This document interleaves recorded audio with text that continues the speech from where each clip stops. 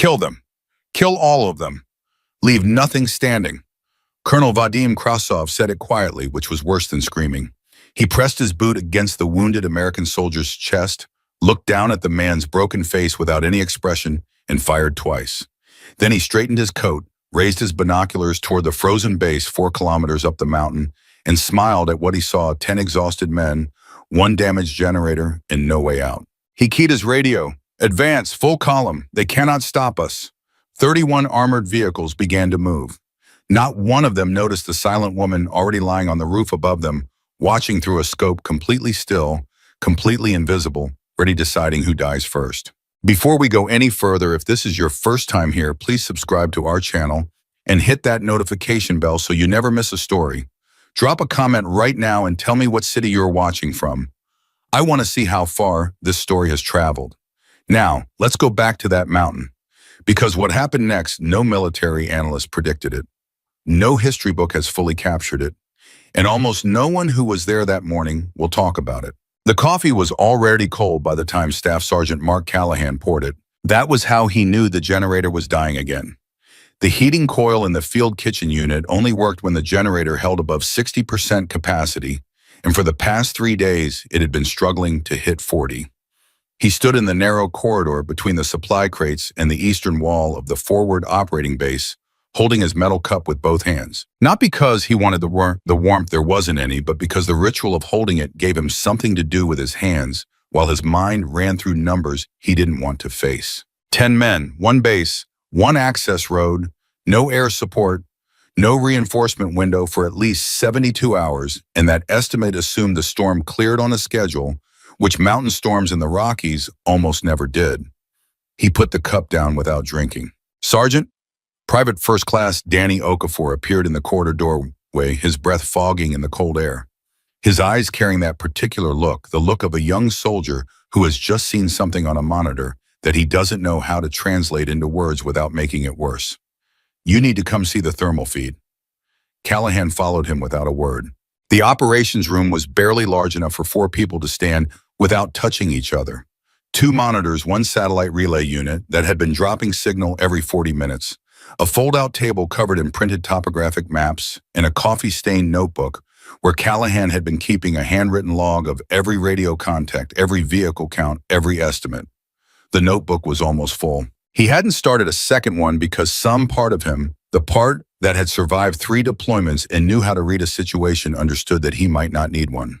Private Torres was at the thermal monitor. She stepped aside without being asked. The image was grainy, disrupted by the storm interference, but clear enough. The road that wound up the eastern face of the mountain, the only road, the single artery connecting this base to anything resembling civilization or rescue, was no longer empty. It was moving. How many vehicles? Callahan asked. Confirmed count is 31, Torres said, but the signal keeps dropping. There could be more behind the ridgeline. Infantry, walking escort on both flanks, maybe 80 personnel on foot, maybe more. Callahan stood still for a moment. He pressed one hand flat against the table and looked at the moving shapes on the screen and did the math that soldiers learn to do instinctively, the math of survival, of time of odds, and came to the same answer he had been coming to for 3 days, only now with a deadline attached to it. Wake everyone up, he said. Full kit. I want every man on a defensive position in 15 minutes. Even Carter, Okafor asked. There was a pause. It wasn't a long pause, but it was noticeable. The kind of pause that happens when someone mentions a name that the room has collectively, almost without deciding to, filed under a separate category from everyone else. Yes, Callahan said. Even Carter. Corporal Emily Carter had arrived at the base 8 days ago on the last resupply helicopter before the storm closed in. The transfer paperwork had come through the Standard Channels Unit Rotation Medical Assignment. Nothing unusual. She was listed as a field medic, combat-trained 2 years of service. The paperwork was clean. Her conduct was clean. She followed every order, completed every task, raised no complaints, and caused no friction. She also almost never spoke. In 8 days, Callahan could count on one hand the number of full sentences he had heard her say that weren't directly related to a medical procedure. She had treated a laceration on Private Rhea's forearm on her 2nd day, a case of mild frostbite on Okafor's left foot on her 5th, and a stress fracture evaluation for Sergeant Dolan on her 7th. Each time she had been efficient, precise, and almost entirely silent, asking only the questions necessary to complete the treatment and offering no conversation beyond that. She ate her meals alone, usually at the far end of the table facing the wall, which everyone initially found odd and then stopped noticing.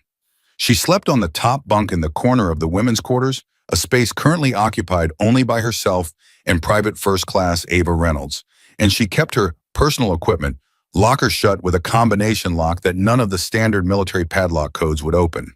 Reynolds had tried once, not out of malice, just curiosity.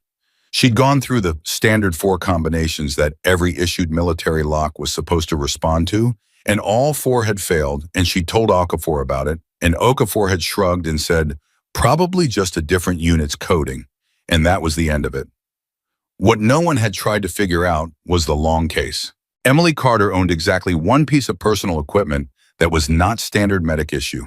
It was a hard-shell carrying case, roughly 130 centimeters long, matte black with reinforced corners, and a custom closure system that was definitely not military standard. She had carried it onto the helicopter herself. She had carried it off the helicopter herself. It had never been checked at entry. The sergeant who had processed her arrival had looked at the paperwork, looked at her medic designation, and waved her through, and it now lived under her bunk, partially hidden by the overhang of the mattress above. Torres had asked about it once, directly. She'd waited until Carter was in the medical bay doing an inventory check, and then knocked on the door of the quarters and said, "Hey Carter, what's in the long case?" Carter had looked at her for a moment, not coldly, not with hostility, just with the same even patient expression she wore almost constantly, as if the question were something she was processing rather than something she intended to deflect. "Medical equipment," she had said, "specialized for field conditions." Torres had nodded and left. Later, she told Reynolds that she'd accepted the answer in the moment, but wasn't entirely sure why, because now that she thought about it, no standard medical kit she had ever encountered came in a hard-shell case 130 centimeters long. But there was something about Carter that made people stop asking. Not intimidation, not aggression. Something quieter and more difficult to define, a quality of stillness that somehow made questions feel unnecessary, as if the act of asking them was the disruption and the silence was the natural state. "She's strange," Reynolds had said. "She's fine," Torres had replied. "She's just quiet." On the morning the enemy column began to move, Callahan sent Okafor to wake Carter specifically because he knew, not from any concrete evidence, but from that same soldier's instinct that had been running quiet calculations in the background of his mind all week, that she was the only person in this base whose behavior he could not predict. And unpredictable people in his experience needed to be accounted for. Okafor knocked on the quarters door at 0440 hours. No answer. He knocked again. He opened the door. Reynolds was awake, sitting up in her bunk, already pulling on her boots.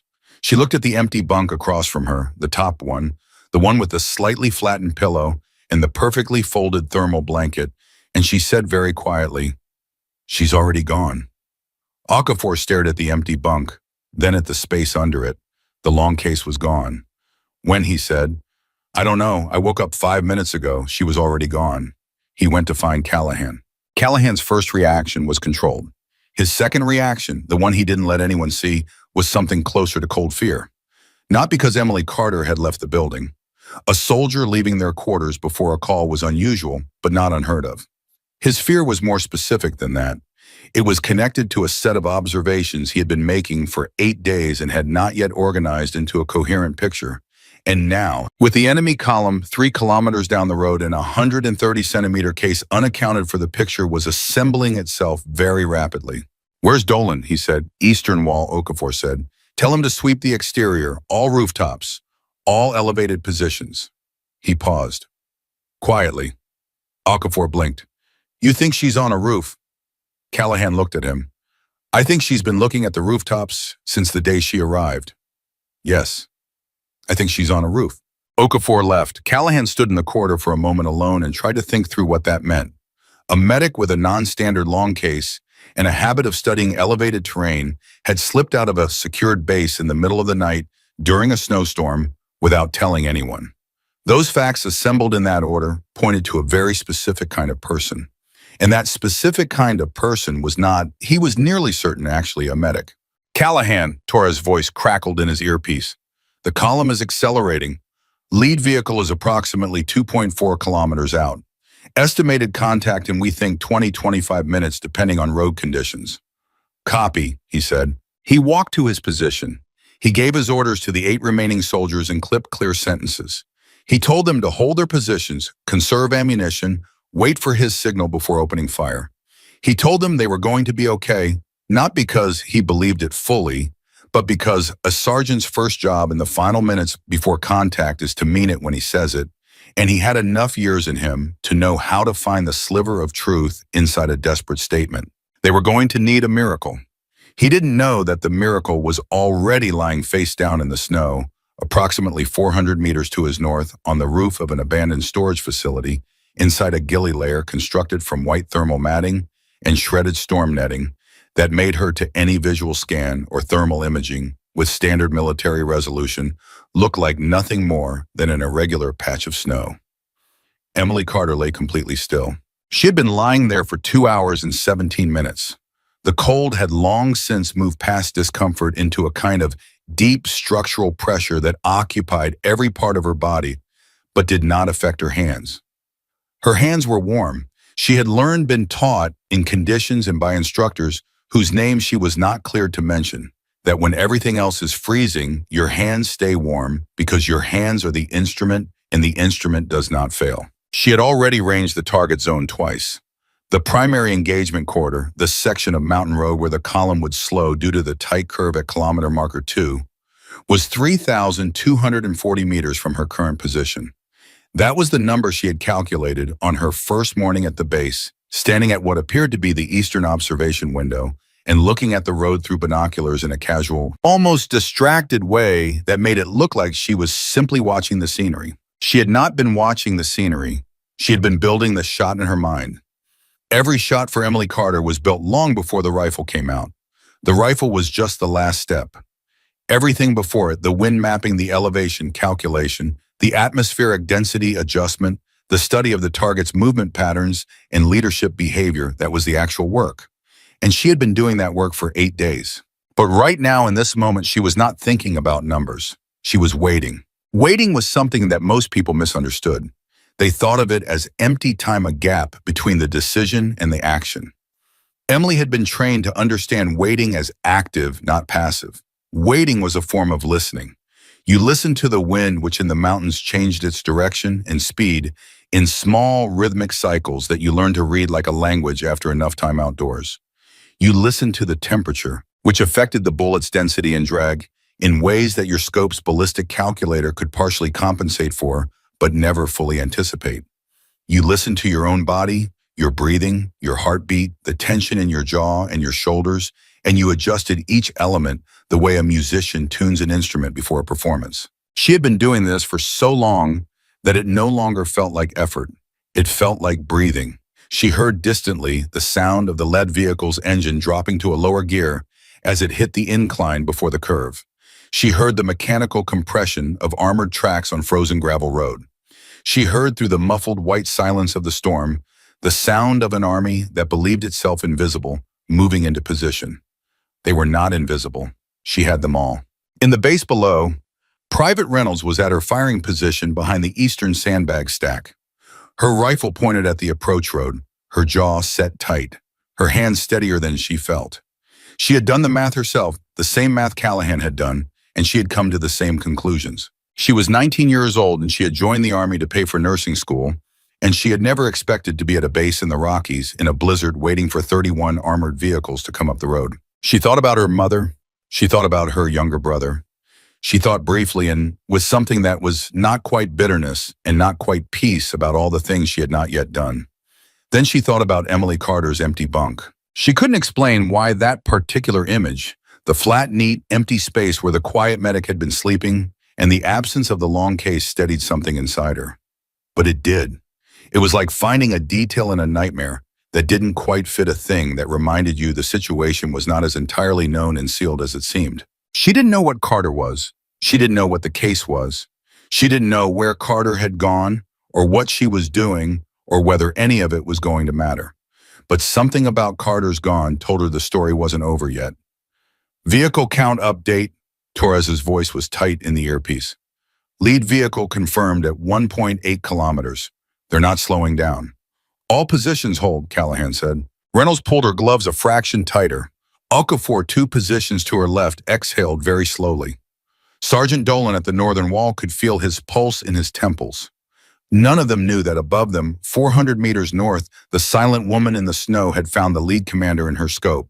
Colonel Vadim Krasov stood upright in the hatch of Vehicle 1, binoculars raised, surveying what he believed was a defeated enemy's final position.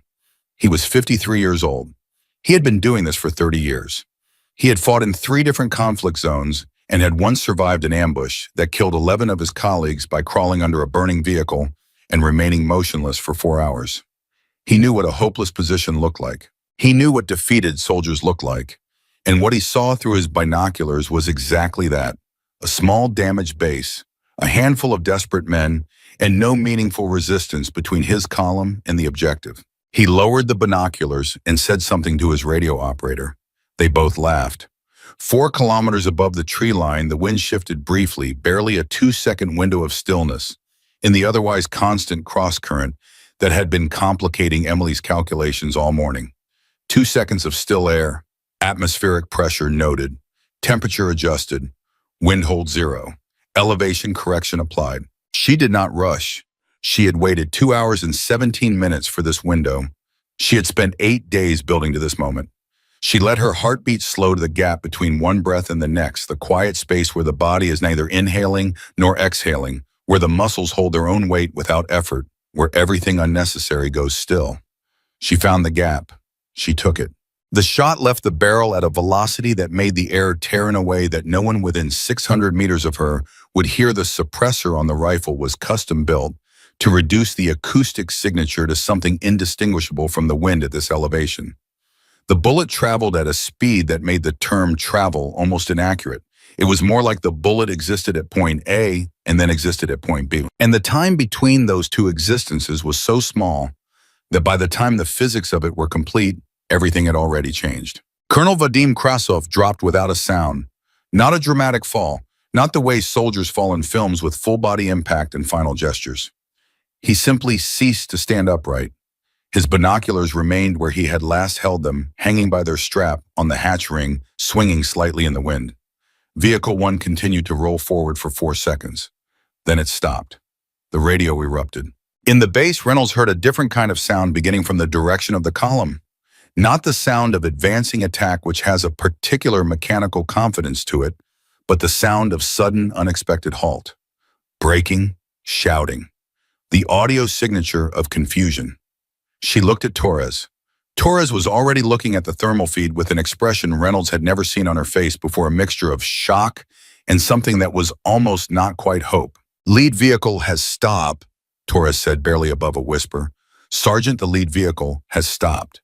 Callahan was at her side in 3 steps. He looked at the monitor. The column had compressed. The lead vehicle was stationary. Behind it, the second and third vehicles had slowed and were now stacking up on the narrow road, unable to pass, unable to retreat without reversing into the vehicles behind them. The infantry escorts on the flanks had stopped moving. The entire column, 31 vehicles, 80-plus personnel, had gone from confident forward momentum to a confused, compressed standstill in the space of 30 seconds. What stopped them? Okafor said from the doorway. Nobody answered, because nobody inside the base knew. All they knew was that something had happened at the front of that column that they hadn't caused, hadn't planned, and couldn't explain. And somewhere on a roof in the snow, Emily Carter had already found her second target. The second vehicle commander had climbed out to assess the situation at the front of the column. He was trying to reach Krasov's vehicle on foot, moving fast between the stationary armor, his radio in his hand, his eyes focused forward. He was a practical man. He had decided in the 30 seconds since the column stopped that there had been a mechanical failure at the lead vehicle, an engine seizure in the coal perhaps, or a brake lock, and that the solution was simple: assess, organize, advance. He was a good soldier and a decisive officer, and he was going to have them moving again in 5 minutes. He heard nothing. He felt nothing. He was simply there, and then he was not. The column did not move again for a very long time. Inside the base, Sergeant Mark Callahan stood in front of the thermal monitor, and watched a 31-vehicle armored column sit motionless on a mountain road 2 kilometers away, and he felt something he had not expected to feel on what he had privately calculated was the last morning of his career, the first fragile edge of something that might be called hope. "Sergeant," Torres said, her voice very quiet, "I think someone is shooting." "I know," he said. "From where?" He was quiet for a moment. Then he said very slowly, "From somewhere they were never supposed to exist." Reynolds heard him say it. She thought about the empty bunk. She thought about the long case that was no longer under it. And for the first time since the thermal feed had shown 31 vehicles on the road, she breathed. Not easily, not with certainty, but she breathed. And on the roof in the snow, invisible and impossibly still, the silent woman who had arrived 8 days ago, with no explanation, in a case no one had thought to open, was already making her third calculation. Not rushing, not celebrating, simply moving through the work with the quiet precision of someone who has done this before, in other storms, on other mountains, under other names. The column was frozen, the base was holding, the storm was still howling. And the woman on the roof had not finished yet. The radio inside the base did not stop screaming for 4 straight minutes. Callahan stood at the monitor and listened to it, the enemy frequency which Torres had been passively recording since the column first appeared on thermal. And even without a translator in the room, the tone of what was coming through that channel told him everything he needed to know. That was not the sound of an army advancing. That was the sound of an army that had just encountered something it did not have a category for. "Torres," he said, "are we still dark on comms to command?" Satellite relay dropped again at 0450. "I've been cycling the reconnect every 3 minutes. Nothing." "Keep cycling." "Copy." He turned to Okafor. "What's Dolan say about the exterior sweep?" Okafor's jaw was tight. He did a full loop of the northern and eastern faces. No visual on Carter. He found partial footprints on the northeast access ladder, the one that goes up to the old storage roof, but the snow covered them before he could get a clear read. "So she went up." "She went up." Callahan exhaled through his nose. Not in relief. In something more complicated, the feeling of a man who has just realized that the variable he was most worried about has, without his permission, become the reason his people might survive the morning. He didn't know how to feel about that, so he set it aside. Soldiers set things aside. That was the skill nobody trained you for and everybody needed. "All positions maintain," he said into the room. "Nobody fires until I say. If Carter is doing what I think she's doing, the worst thing we can do right now is announce ourselves." Reynolds looked up from her position at the eastern wall. "What do you think she's doing, Sergeant?" He didn't answer immediately. He looked at the thermal monitor where the column was still stacked on the road, still motionless, still broadcasting that frantic radio traffic that didn't need translation. Then he said, "Buying us time. Don't waste it." On the roof, Emily was already past the third shot. The third had been the hardest, not technically, but strategically.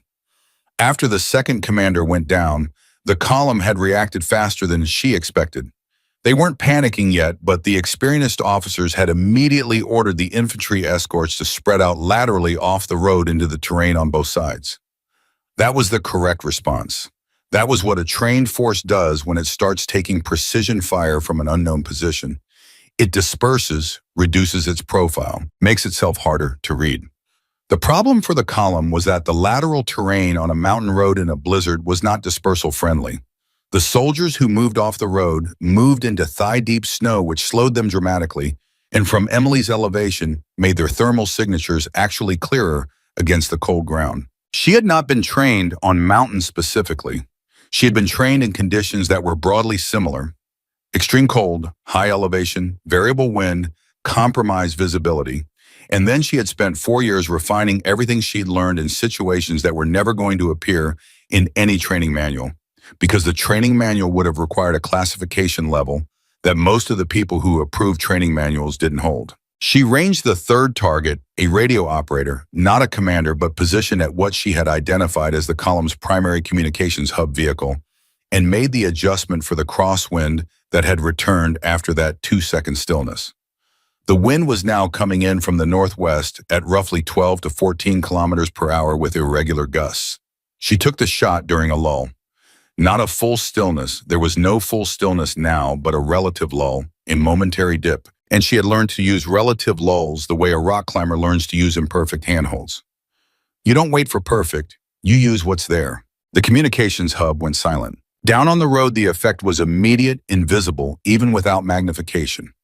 The vehicles near the hub, three of them clustered on the outer curve, suddenly lost coordinated movement. The infantry around them stopped receiving orders. A cluster of soldiers near the road's edge began moving in conflicting directions, some advancing toward the base, some pulling back toward the column's rear, some simply stopping and facing outward with weapons raised at terrain that contained nothing threatening. They were looking in the wrong direction. Every single one of them was looking at the ridgelines to the east and southeast, the obvious elevated positions, the places where a sniper logically would be. It was a reasonable assumption. It was also wrong by approximately 90 degrees and 400 meters. Emily watched them searching. She watched them pointing. She watched a group of 4 infantry soldiers begin a coordinated movement toward the eastern ridgeline weapons, forward moving with the careful tactical spacing of men who believe they have identified their threat. She felt nothing about this. Not satisfaction, not contempt.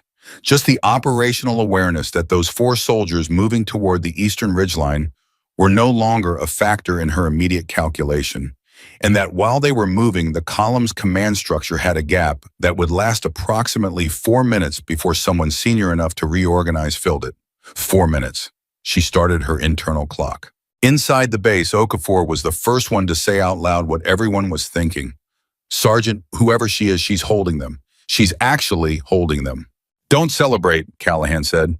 But even as he said it, he was doing the math differently than he had been 20 minutes ago. 20 minutes ago, the math had been about how long they could delay the inevitable. Now the math was about something else, about whether the inevitable was actually as inevitable as he'd calculated. Whether the assumption that 10 men could not stop 31 armored vehicles was as fixed and absolute as it had seemed before the column stopped moving. He thought about Carter, about the 8 days she had been in this base, about the way she had studied the rooftops, about the way she had eaten alone and watched the roads from windows and never volunteered information and never asked for anything that might draw attention to herself. He was a sergeant with 11 years of service, and he had been around enough different kinds of soldiers to know that the ones who studied terrain with that particular quality of attention, the ones who were always mapping, always measuring, always quietly calculating the geometry of space and distance, were not field medics. He had known it for at least 4 days. He had filed it. He had prioritized the crisis in front of him over the question of who was sleeping in the corner bunk. And now he was standing here watching a frozen column on a thermal monitor, realizing that the question he had filed was currently running a one-woman operation 400 meters away that had accomplished more in 9 minutes than his entire defensive plan was likely to achieve in 9 hours. Sergeant, Torres' voice cut through the room. I've got partial comms. Not full relay, the satellite is still dropping, but I've got a 40-second window, maybe less. He was at her station in 2 strides. Who's on the other end? Colonel Harris, forward command. They're breaking up badly, but the carrier is there. He took the handset. The static was severe layers of it, the kind that comes from a satellite trying to punch a signal through a mountain storm. But underneath it, broken and intermittent, he could hear a voice he recognized. Callahan status. Say again. Harris, this is Callahan. We are holding. Repeat, we are holding. Enemy column is currently stationary at approximately 1.8 clicks from our position. He stopped. How did he describe this? We have an asset engaged. Unknown asset. Effective so far. The static surged. Harris's voice came back fragmented. Unknown asset, confirm who? I cannot confirm identity. The asset is Harris. I'm telling you the column is not moving. I don't have an explanation for you that's going to make sense right now. I need you to tell me the earliest possible extraction window. The static was getting worse. He heard pieces. Storm System 48 cannot guarantee. Say again, 48 hours. Earliest hold your position, do not repeat. The carrier dropped. The room was very quiet for a moment. 48 hours, Okafor said from the doorway because he had been listening. That's what I heard, Callahan said. Nobody said anything else for a few seconds. 48 hours was a number that required recalculation. It meant Carter, whoever Carter actually was, needed to hold the column, not for an hour, not for a morning, but for 2 full days. 2 days of ammunition she had brought in a 130-centimeter case against 31 armored vehicles, 80 infantry, and whatever reserves the column might be able to call forward once they understood what was happening to them. It was an impossible number. Reynolds said it before anyone else could. She can't hold them for 48 hours.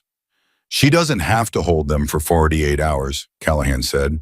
She has to make them decide that the cost of advancing is higher than the cost of waiting. There's a difference. What's the difference? He turned to face her. One requires her to kill every single one of them. The other just requires her to make the ones giving orders afraid to stand up. On the road, that was exactly what was happening. The column's new acting commander, the third, in a sequence that had started with Krasov and had now cascaded through 2 dead officers and 1 communications officer, whose injury status was unclear, was a major named Petrov, who had been 3rd Vehicle Commander and had never expected to be running this operation. He was a competent soldier. He was not at this moment a confident one. He was crouched inside his vehicle hatch, head below the steel rim, radio in hand, speaking in rapid, tight sentences to the officers behind him in the column. He had ordered the lateral dispersal. He had ordered the eastern ridgeline sweep. He had ordered a full communications silence on the primary frequency, a standard counter-sniper protocol, and shifted to a secondary encrypted channel. All the correct responses, and the shots had still come. The third one had taken out his communications officer 15 meters away from his own vehicle, and Petrov had felt the physical impact of the sound even from inside the hatch.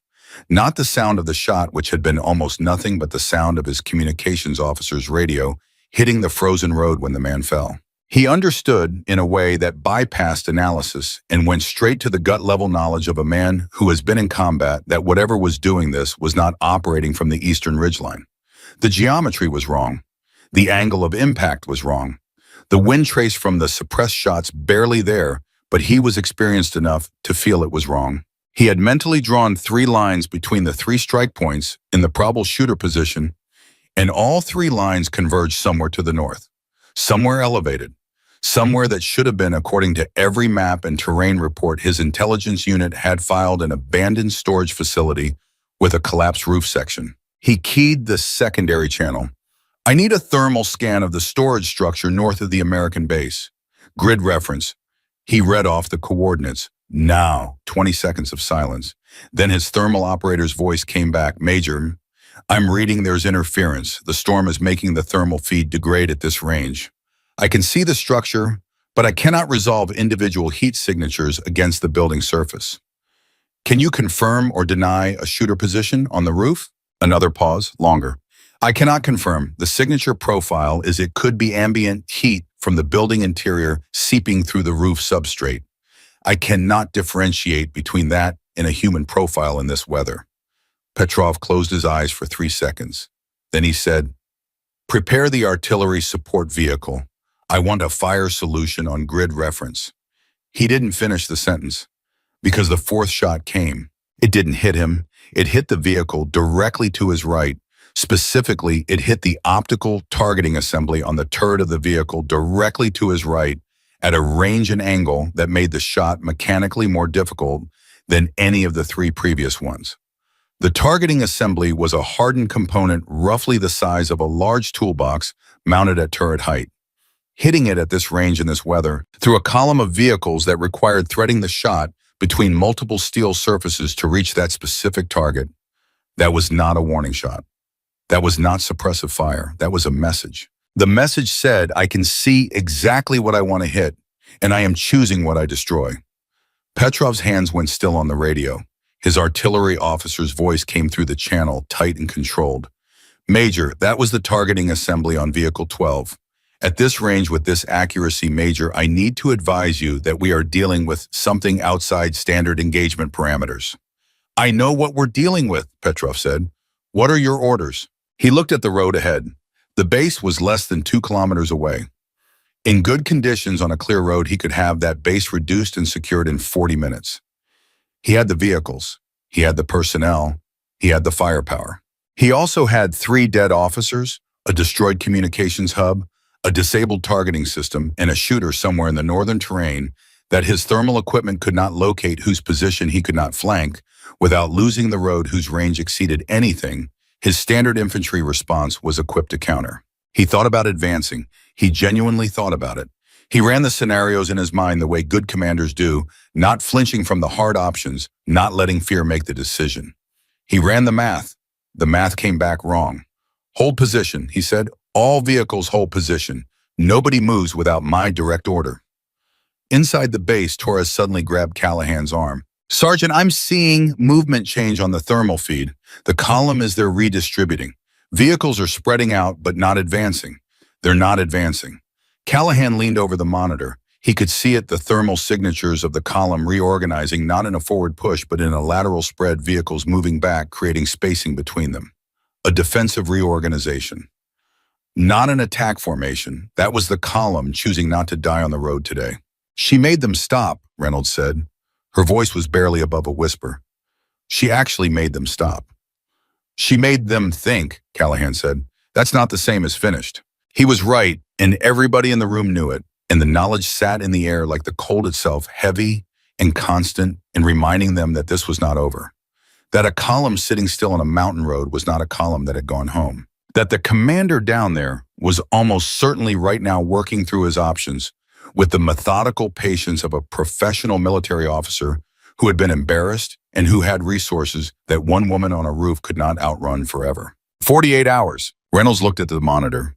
Then she looked at the ceiling instinctively, as if she could see through it to the roof 400 meters away, to the woman lying in the snow with the long rifle and the locked equipment case and the incomplete personnel file. She thought about what it would take to lie in that cold for 2 hours before the first shot. She thought about what it would take to keep lying there after the shots, knowing the enemy was scanning for you, knowing the artillery vehicle at the back of the column was computing a fire solution in your direction, knowing that the window between each shot and the next response was getting shorter as the enemy adapted. She thought, who does that? Not a medic, not a standard issue corporal from a routine unit rotation, not anyone she had a category for. Sergeant, she said. Who is she? Callahan was quiet for a moment. The question hung in the cold air of the operations room alongside everything else they didn't know and couldn't control.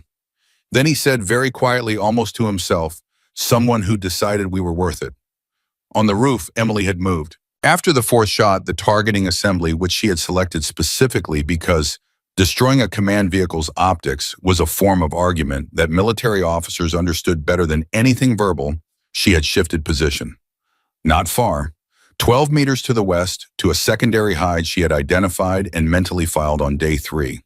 It was a tighter space partially covered by a collapsed ventilation housing that provided an irregular thermal shield, and it gave her a slightly different angle on the road. She settled in. She began her new range calculations from scratch because a 12-meter position shift at 3,000 meters of engagement range required fresh numbers. She did this the way she did everything methodically, without urgency, without the internal noise that might cause someone less trained to rush. She checked her ammunition. She had brought what she could carry in the case, which was built for this specific operational profile: extended solo engagement, high elevation, multi-target, sustained duration. The round count was adequate for the current situation. It was not adequate for 48 hours. She knew that. She had known it before she climbed the ladder in the dark. She had done the calculation on day 5 when she had fully accepted that the base was likely to face a contact situation before any extraction window opened. She had known in the specific and unsentimental way that she knew most operational realities, that she had enough ammunition to change the math of this engagement significantly. She had known she did not have enough to win it alone. She was not trying to win it alone. She was trying to change what winning looked like. She was trying to make the equation on the other side of that road so uncomfortable, so psychologically costly, so uncertain and dangerous for the officers responsible for it, that the calculation of advance and take the base became less attractive than hold position and wait. Not because the enemy lacked the capability to advance. They had the capability. They would always have the capability. But capability and willingness were two different instruments, and she had spent the last 45 minutes playing the second one. She thought about the people in the base below her. She had spent 8 days studying them, not in the clinical detached way she studied terrain, but in a different way, a human way. She had watched Callahan carry exhaustion across his shoulders like a physical weight and still give orders with a clarity that his soldiers needed. She had watched Reynolds eat her rations without complaint in a base where the heating was failing and the news was getting worse every day, and never once saw her stop being present. She had watched Okafor sit with Dolan for an hour in the corner of the common area after Dolan's stress fracture evaluation, not saying anything, just being there. Because Dolan had been trying not to show how much his foot was affecting his capacity, and Okafor had seen it and chosen to make him less alone instead of more visible. She had treated their wounds. She had kept their medical status sharp because that was the cover role, and she maintained cover roles completely. But she had also, in the quiet hours of 8 long days in a frozen base with nowhere to go, in a storm closing in, become something she had not expected to become. She had become attached. That was the word she had been avoiding for 3 days. Attachment was a liability in her operational history. It was the thing that every instructor had warned against, and that the classified record that partly defined her existence had documented as a risk factor in multiple assessment reports. She had, for most of her professional life, managed it with the same quiet discipline she applied to everything else, not suppressing it entirely because suppression failed eventually, but redirecting it, turning it into focus, turning the feeling of caring about an outcome into the precision that made the caring matter. She was doing that now. Every number she ran, every adjustment she made, every decision about target priority and ammunition conservation. It was all the care she had for the 10 people below her translated into the only language that could protect them. The wind shifted again. She read it, adjusted, waited. Below on the road, Major Petrov was on a different encrypted channel, now speaking to a forward headquarters she could not hear. She did not need to hear it. She knew what he was saying because she knew what she would be saying in his position. He was requesting options. He was describing the situation. 3 officers down, communications degraded, thermal acquisition. Compromised shooter position, unconfirmed column stalled on a single lane road. He was asking whether to pull back, to reorganize, or whether to commit to an assault with accepted casualties. She gave him 30 seconds to have that conversation. Then she sent him a 5th message. This one was not a commander. This one was the antenna array on the artillery support vehicle at the rear of the column, a technical component expensive and difficult to replace in the field, essential for any indirect fire support operation. Hitting it required shooting through a gap between 2 stationary vehicles from an angle that, from the enemy's perspective, should have been geometrically impossible from any northern position. The array came down. The artillery vehicle's crew scrambled. The driver immediately began moving the vehicle back away from the potential fire zone. 3 other vehicles near it followed. The rear of the column was now in motion, not advancing, but retreating down the road by 50 meters, creating a gap. The gap was visible on Torres's thermal monitor in real time. Sergeant Torres said, her voice no longer tight, but something else, something almost awestruck, which was not a tone Callahan had ever heard from her. Sergeant, the rear of the column is pulling back. He looked at the screen. He saw it. Reynolds made a sound that was not quite a word. Okafor said nothing. Dolan, limping in from the northern wall position, because he had heard the radio chatter and couldn't stay away, stood in the doorway and looked at the monitor, and then looked at Callahan and said, "Is she winning?" Callahan looked at the screen for a long moment. The column was stalled. Part of it was actively retreating. The command structure had been disrupted 3 times in 45 minutes. The artillery support had just been effectively neutralized. An organized attack by 31 armored vehicles had been held at the 2-kilometer mark by 1 person. 1 person lying in the snow on a storage roof in a blizzard, who had arrived 8 days ago with a locked case and a medic designation, and had eaten alone and said almost nothing, and let every single person in this base underestimate her completely. "She's not winning," Callahan said. "She's doing something harder than winning." Dolan frowned. "What's harder than winning?" Callahan didn't take his eyes off the monitor, making them afraid of what they can't see. And on the roof, Emily Carter, or whoever she truly was, had already moved to her 3rd position, her body flat and silent against the frozen surface. Her breathing controlled her hands, warm her eyes at the scope. The column was still there. Petrov was still thinking. The storm was still howling. She had changed the equation. She had not ended it. And she knew with the same clear, unfrightened certainty that she brought to every calculation that the next move from that road was going to be different from the first 5. Petrov had been embarrassed. And embarrassed commanders, in her experience, eventually stopped being careful. She settled deeper into the hide.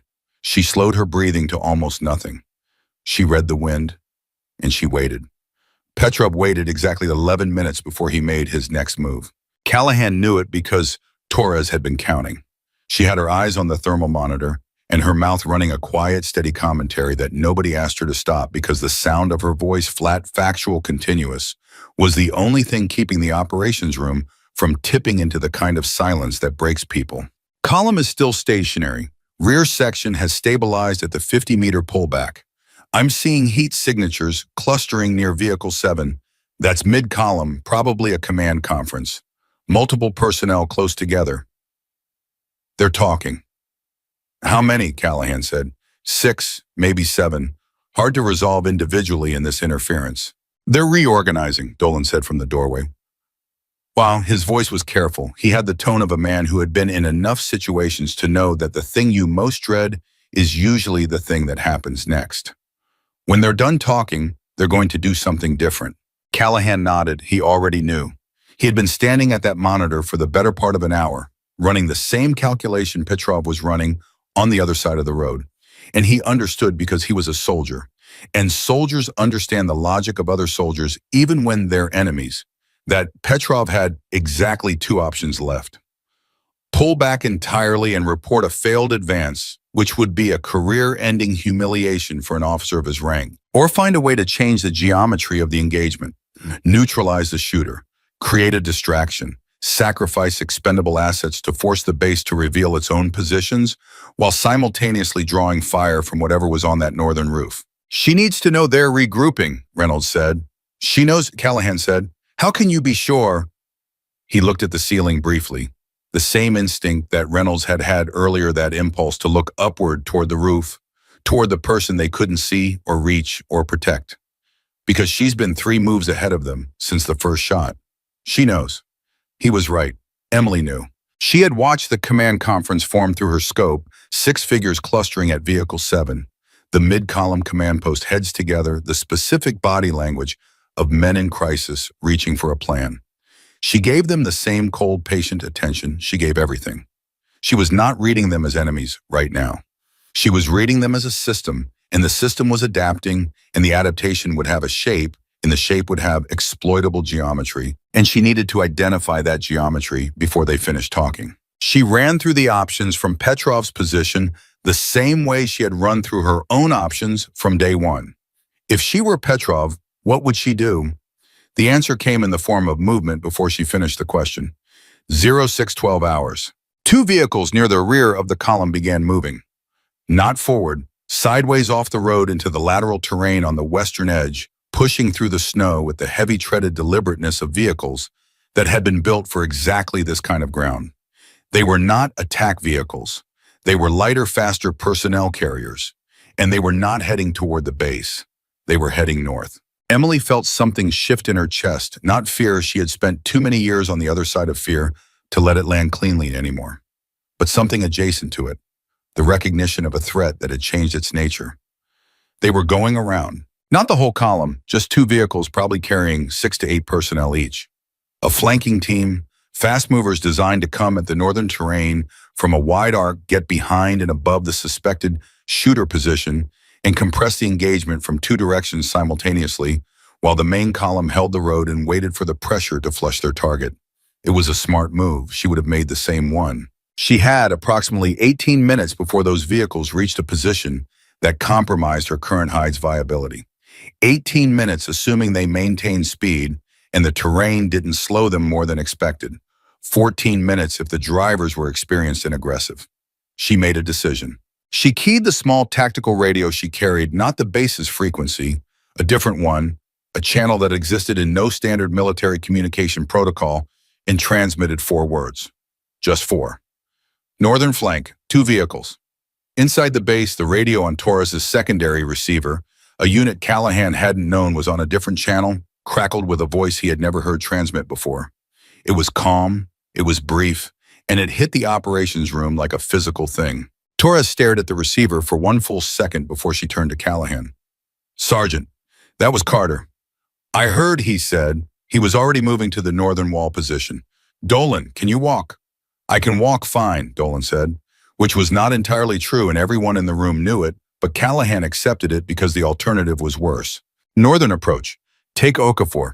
2 vehicles inbound on a wide arc. They're not coming to attack the base, they're coming to get above Carter's position. We need to slow them down. Dolan's expression shifted through surprise, through the rapid calculation of a combat soldier assessing a mission against his physical reality, and then into something harder and simpler. Copy that. Don't engage unless you have to. Noise obstruction, anything that costs them time. Every minute counts. They were gone from the doorway before he finished the sentence. Callahan turned back to Torres. Can you raise her again on that channel? I can try. Do it. Torres keyed the secondary receiver. Carter, this is base. We heard you. 2 personnel moving to the northern approach to intercept. Copy. 6 seconds of silence. Then copy. Tell them to stay low. The flankers will have thermal. Torres related immediately. Callahan stood very still and thought about what it meant that Emily Carter had a radio on a non-standard frequency that she had never mentioned and had never used until this moment, until the precise moment when the tactical situation required coordination rather than solo operation. He thought about the locked equipment case. He thought about the classified personnel file. He thought about all the questions he had not asked and now understood he had been right not to push. Some people carried their whole biography in a locked case under their bunk. And some of those people were exactly where they needed to be. Reynolds, he said, Sergeant, you stay on the eastern wall. Nobody comes through that road without you seeing them first. If the main column moves any movement, any vehicle, any single soldier on foot, you tell me immediately. Copy. And Reynolds. She looked at him. She's not alone up there. Remember that. Reynolds held his gaze for a moment. Then she turned back to her position. On the western arc, the 2 flanking vehicles were moving faster than Emily's initial estimate, which told her the drivers were both experienced and motivated. She adjusted her timeline down to 12 minutes. Then 90 seconds later, as she tracked their heat signatures through a gap in the thermal interference, she revised it again. 10 minutes. She had to move now. The third hide position she had prepared was further east along the roof closer to the base's sight lines, which was a risk she had evaluated and accepted on day 4 when she was building the contingency plan. The third position sacrificed some of her cover depth on the northern approach in exchange for a wider angular engagement corridor on the road. It was a trade. All of this was trade. Every decision in an extended engagement was a trade between what you protected and what you sacrificed, and the skill was knowing which things you could afford to lose. She moved in a controlled, low crawl, her body flat against the roof surface, her equipment secured against rattling by the same careful packing discipline she had applied since before the operation began. She covered 14 meters in 90 seconds. She was not silent, she was quieter than the storm, which was all she needed, and she settled into the third position and began her recalibration. New range to primary road engagement and corridor, 3,270 meters. New wind rad northwest 12 kilometers per hour, gusting to 17. New thermal differential. The storm was intensifying slightly, which would increase target acquisition difficulty for the enemy's equipment and slightly increase bullet drift for hers. She adjusted the scope's ballistic compensator by 4 clicks. She confirmed the adjustment by dry working the calculation twice. 12 minutes had become 8. Dolan and Okafor were moving through the base's northern exterior access by the time Emily reached her third position, and Okafor immediately understood what Callahan had meant about staying low. The 2 flanking vehicles were visible from the northern ground level, not as shapes, not in this storm and this darkness, but as sound and vibration, the unmistakable mechanical groan of armored vehicles pushing through terrain that didn't want them. They were close enough that Okafor could feel the ground tremor faintly through his boots. How do we slow armored vehicles without anti-armor equipment? He said to Dolan. Dolan was already looking at the terrain, at the frozen drainage channel that ran along the northern perimeter, at the concrete access barriers stacked near the supply shed, at the gap between the equipment storage structure and the fuel depot wall, a gap narrow enough that a vehicle would have to slow to a near stop to navigate it if a vehicle could navigate it at all. We don't fight the vehicles, Dolan said. We fight the road. What they did in the next 4 minutes was not elegant, and it was not exactly safe, but it was effective in the way that desperate improvisation sometimes is, not because it was clever, but because it was committed. They moved 3 of the concrete access barriers into the most constraining point of the northern approach corridor using the small equipment sled from the supply shed. The barriers each weighed close to 200 kilograms, and the sled was not designed for this purpose, and Dolan's stress-fractured foot screamed at him every time he put weight on it. He did not stop. Okafor pushed from one end, Dolan pulled from the other, and neither of them talked about the thermal imaging units on the approaching vehicles, or the fact that if those vehicles decided to simply run the barriers, rather than stop to clear them, the entire effort would be meaningless. But the barrier placement worked on a principle that had nothing to do with stopping the vehicles and everything to do with forcing a pause. Armored vehicle drivers in unknown terrain do not automatically run unexpected obstacles. They stop. They assess. They radio their commander. They wait for an order. And every second they were stopped assessing a blocked corridor was a second Emily had. The lead flanking vehicle reached the obstacle at 0624 hours and stopped. Okafor and Dolan were already back inside the northern access door, breathing hard when they heard it stop. They looked at each other in the narrow corridor. "That bought her maybe 4 minutes, Okafor said. "Then let's hope 4 minutes is enough," Dolan said. It was not 4 minutes. The flanking vehicle's crew cleared the first barrier in 3 minutes and 20 seconds, which told Emily they were fast and coordinated. But 3 minutes and 20 seconds at this stage of the engagement was not nothing. She had used it. She had used it to take 2 more shots. The 6th and 7th shots were not commander eliminations. They were calculated equipment strikes, one targeting the forward sensor array on Vehicle 4, the other hitting the external fuel transfer coupling on Vehicle 9. Neither shot killed anyone. Both shots were visible to the entire column in their effect. A sensor array that simply dies. A fuel coupling that begins venting steam into the frozen air in a way that requires immediate crew response. 2 more systems degraded. 2 more crews distracted. 2 more pieces of the column's operational confidence quietly, precisely removed. Petrov heard the reports of both strikes within 90 seconds of each other, and in his vehicle he said nothing for a long moment. He had been a soldier for 26 years. He had studied long-range precision engagement in 3 different military academies. He understood at a technical level what kind of capability was being deployed against him right now, and the understanding did not comfort him. He keyed the flanking team. Status on the northern approach. Obstacle cleared. We are moving again. Estimated time to elevation 6 minutes. Move faster. Copy. He set the radio down and looked at the road ahead. His column had been stationary for 53 minutes. He had lost 3 officers, 2 communication systems, a targeting array, a fuel coupling, and a forward sensor unit. He had not lost a single vehicle to total destruction and had not taken a single confirmed infantry casualty from direct fire. The shooter, whatever it was not trying to maximize casualties.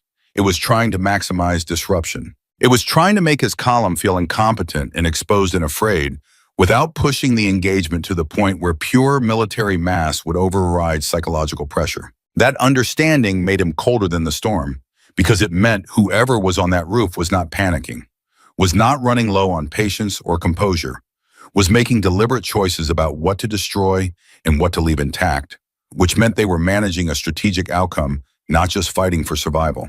He thought about the 10 men in the base. He thought about the medic transfer paperwork his intelligence unit had flagged 3 days ago, a minor anomaly incomplete, personnel records, a unit designation that didn't quite match the standard rotation cycle. He had flagged it and moved on because the overall picture had seemed clear. A small, under-resourced American unit in a bad position, no meaningful resistance capability. The anomaly had seemed irrelevant. He thought about it now with the specific, focused regret of a man who understands exactly where he made his mistake. "Command," he said into the primary encrypted channel, the one that connected him to forward headquarters 200 kilometers away. "This is Petrov. I need to update the threat assessment for this engagement." The response came back almost immediately, his commanding general's voice hard and flat. "Report. We are dealing with a precision long-range asset embedded within or adjacent to the American forward position. Capability level is inconsistent with a standard forward unit profile.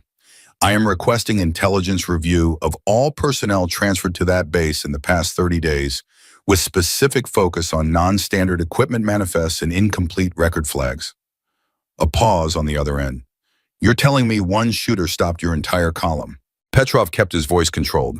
I'm telling you, this asset is operating at a level that changes the engagement calculus significantly. I recommend we treat this as a high-value operator and respond accordingly, rather than committing column assets to a road advance under active precision fire. Another pause. Longer. How long has the column been stationary? 56 minutes. The silence that followed was the kind that carries its own weight. Then you have 1 hour to resolve this, Petrov. 1 hour. After that, I am sending additional assets, and the conversation about what happened on this road becomes significantly more unpleasant for your career. The channel closed.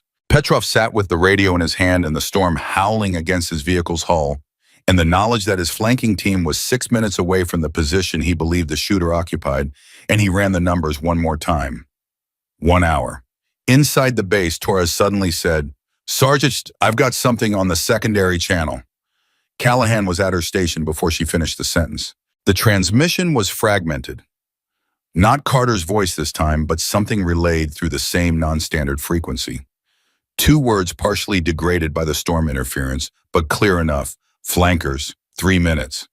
"She's tracked them," Torres said. "She's been tracking them the whole time," Callahan said. "She's telling us they're 3 minutes from her position." Reynolds from the eastern wall.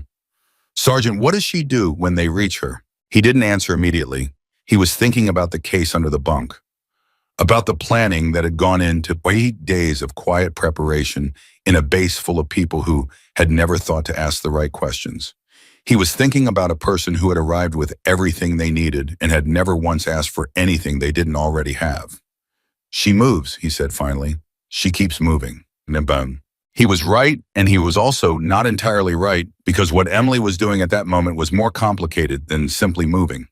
She was making a choice that she had been building toward for the entire morning, a choice that required her to do something she had not done since she entered this operational profile. She transmitted again. Not 4 words this time, not 2. "Base, this is Carter. I need Dolan and Okafor on the eastern roof access. 30 seconds. Torres looked at Callahan. Callahan looked at the secondary channel receiver for 1 beat. Then Dolan, Okafor, eastern roof access. Now. Neither of them asked why. That was the thing about soldiers who had been through enough. At a certain point, the why became secondary to the move. They went. They were at the eastern roof access ladder, the same one that had shown Carter's covered footprints earlier that morning in 25 seconds. Okafor went up first. The roof surface was brutal in the storm, the wind hitting him full in the face the moment his head cleared the access hatch. He pulled himself up and looked east. Emily Carter was crossing the roof toward him. She was moving in a low, fast crawl that covered ground with an efficiency that made it look almost effortless, her body close to the surface, her equipment secured against her, and she was moving toward the eastern access without looking back. Behind her to the north, Okafor could hear faintly through the storm the sound of vehicles. The flanking team, close now, very close. She reached the hatch. She went down the ladder without a word. Dolan stepped back to let her through. Okafor came down behind her and pulled the hatch shut. They were standing in the narrow service corridor, below the roof access. Emily was already checking her equipment with the rapid, systematic efficiency of someone running a post-position procedure they had done many times before. Her face was unreadable. Her hands were steady. Dolan looked at her. He was a big man with a broken foot and a careful way of speaking that came from years of making sure he didn't say anything that would have to be walked back. "Are you hurt?" he said. "No," she said. "The flankers, how close?" "They'll reach the north roof in about 90 seconds. They won't find anything that tells them where I went." "How can you be sure?" She looked at him with that even patient expression that everyone in the base had stopped trying to read past. "Because I planned for this on day 3. Okafor made a sound, not a laugh, not quite, but the involuntary exhale of someone whose nervous system has been running on adrenaline for the past hour and has just heard something that simultaneously confirmed everything and explained nothing. They moved through the service corridor toward the operations room. Emily walked without hurrying, but without pausing, and Okafor had the distinct sensation of moving in the wake of something that had already decided what happened next. Callahan met them at the operations room door.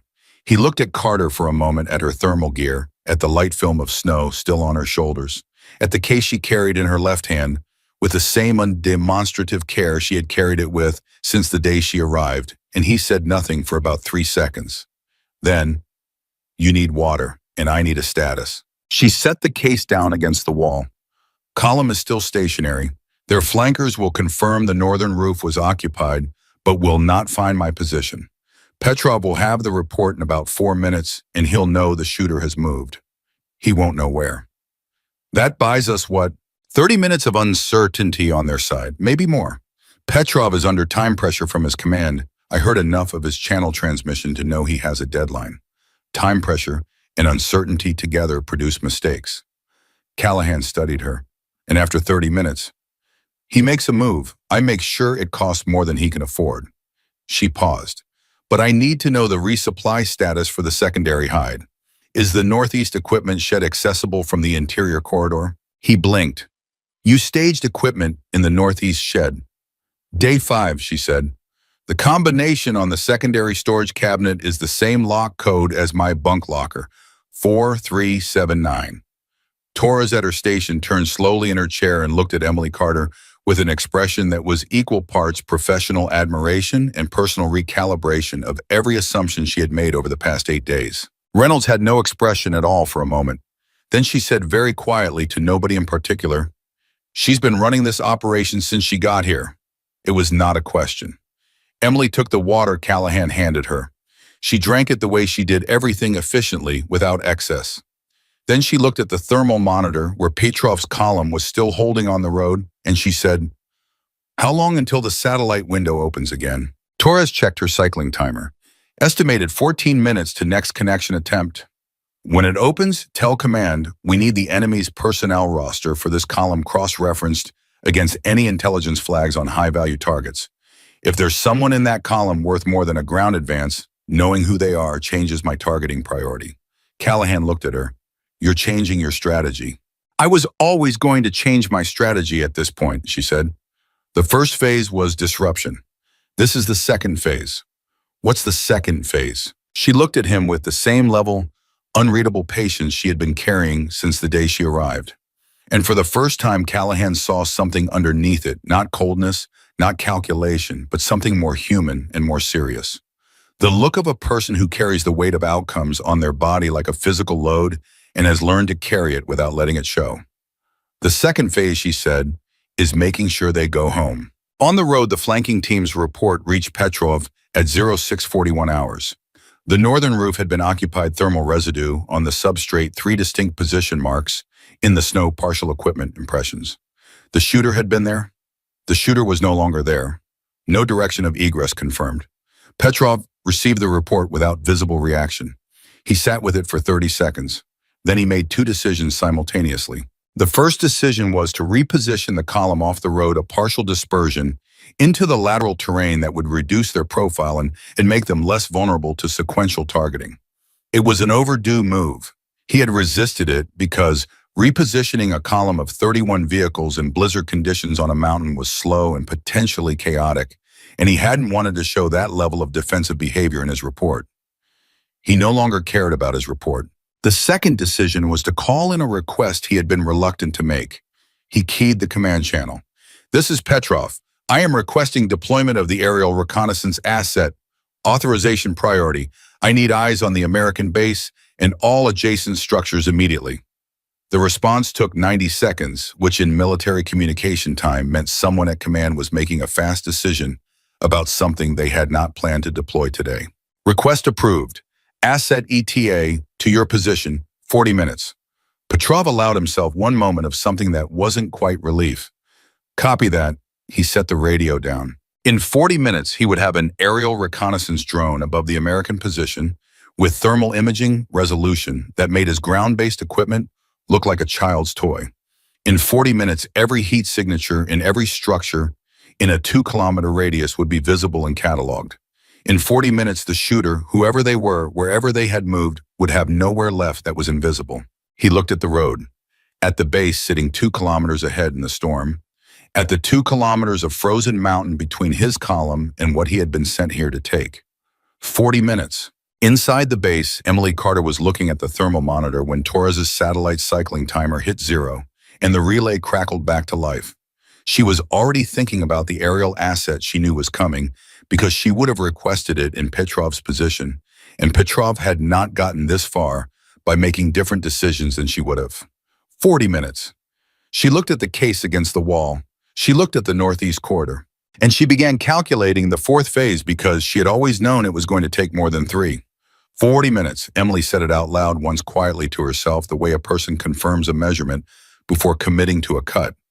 Then she picked up the case and moved toward the northeast corridor without waiting for anyone to tell her it was time. Callahan followed her, not to stop her, just because he had spent the last 90 minutes watching this woman operate and had arrived at the understanding that the most useful thing he could do right now was stay close enough to be useful when she needed him and far enough away to not be in her way when she didn't. The aerial asset, he said, keeping pace with her down the corridor. You already know about it. I would have requested it 40 minutes ago in his position, she said. So yes. What does it change? Everything above ground becomes visible. Every heat signature, every position, every movement. The roof option is gone. Any exterior hide within 2 kilometers of this base becomes a targeting solution instead of a shooting position. So you can't shoot from outside anymore. Not after the drone arrives. She reached the northeast equipment shed door. She entered the combination 4379 and pushed it open, which means I need to be in position before it gets here. Not outside, inside. Callahan stepped in behind her and looked at the secondary storage cabinet she had described. It was a standard-issue military field cabinet, the kind that existed in every forward base for storing miscellaneous equipment that didn't have a better home. To anyone who hadn't known to look, it was unremarkable. But the cabinet had been partially repositioned, shifted 18 inches from its original placement against the wall, which opened a sightline through a narrow gap in the shed's eastern facing, where a section of insulation panel had been at some point in the past 8 days quietly and precisely removed. The gap was approximately 4 centimeters wide. From the outside, in a blizzard at night, it was invisible.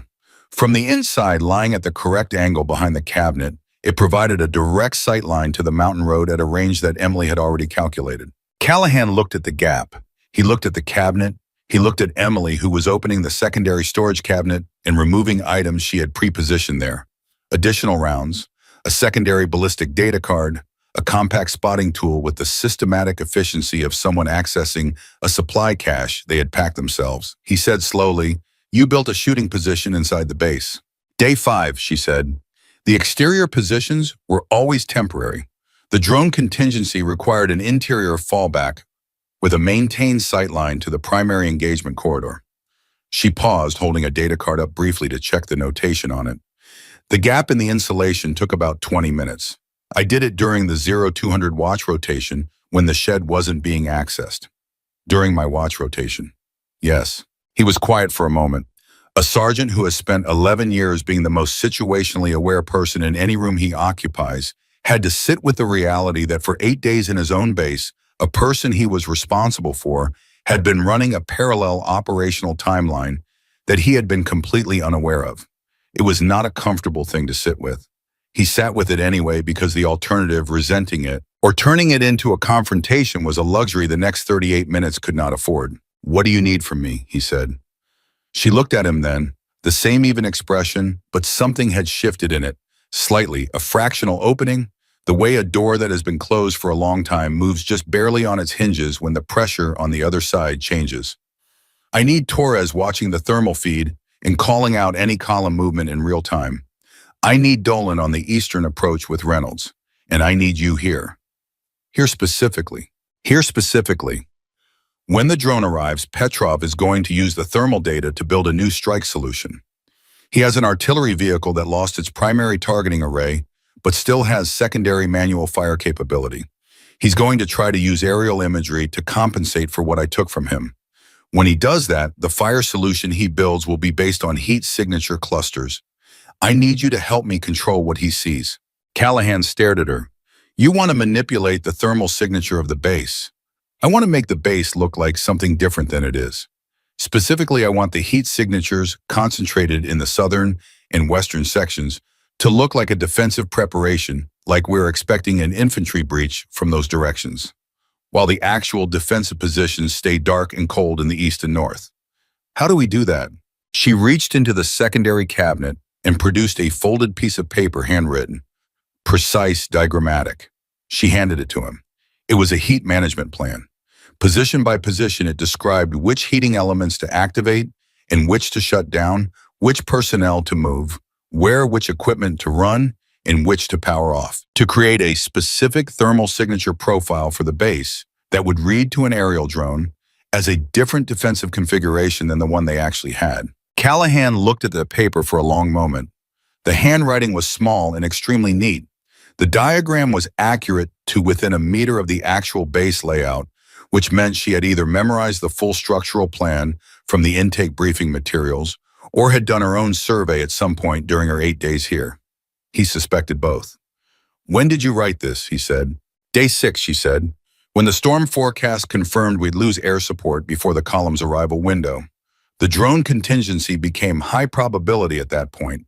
He folded the paper carefully. "I'll have Torres and Reyes run the heat management. What's your shot timeline once you're in position?" "Petrov will use the drone to identify the base's defensive focus and then try to create an opening on the opposite side. When his column starts moving, the leading vehicles will be the command units he'll want to direct the advance personally. That gives me one engagement window before they're close enough that precision fire becomes less effective than it is at distance." She paused. "One window. I need it to count. How many shots?" She looked at him with that quiet, direct steadiness that he had spent 8 days misreading as detachment and now understood was something else entirely, the look of a person who has already made every piece they need to make with a difficult situation and is simply waiting for the situation to arrive. "Enough," she said. He nodded. He took the heat management plan and left without another word. 0651 hours. Reynolds was at the eastern wall when Callahan found her. He handed her part of the heat plan without explanation and told her what to activate and what to shut down, and she did it not asking why, just moving through the base with the focused efficiency of someone who had decided at some point in the last 2 hours to trust the logic of this operation, even when she couldn't see all of it. Reyes took the western section. Torres maintained the thermal monitor and started relaying the column's status every 90 seconds like a metronome. Okafor found Callahan in the main corridor. "What's Carter doing?" "Setting up inside the northeast shed." "The shed she can shoot from in there." She prepared the position on day 5. Okafor absorbed this. Then he said something that Callahan thought was probably the most honest reaction anyone in the base had produced all morning. "I feel like we've been living in someone else's operation and just now figured it out." "That's more or less accurate," Callahan said. "Does that bother you?" Callahan considered it genuinely. A year ago, maybe 6 months ago, it would have. He was a sergeant. He ran his units. He did not like variables he hadn't approved. But he had also spent 11 years learning the difference between control and outcome. And right now, the outcome was that his 10 people were still alive 90 minutes into what should have been the last morning of all of them. "It bothers me a little," he said, "and I'm grateful for all of it. Both things are true." Okafor nodded. He went to his position. 0703 hours. Torres called it from the monitor station.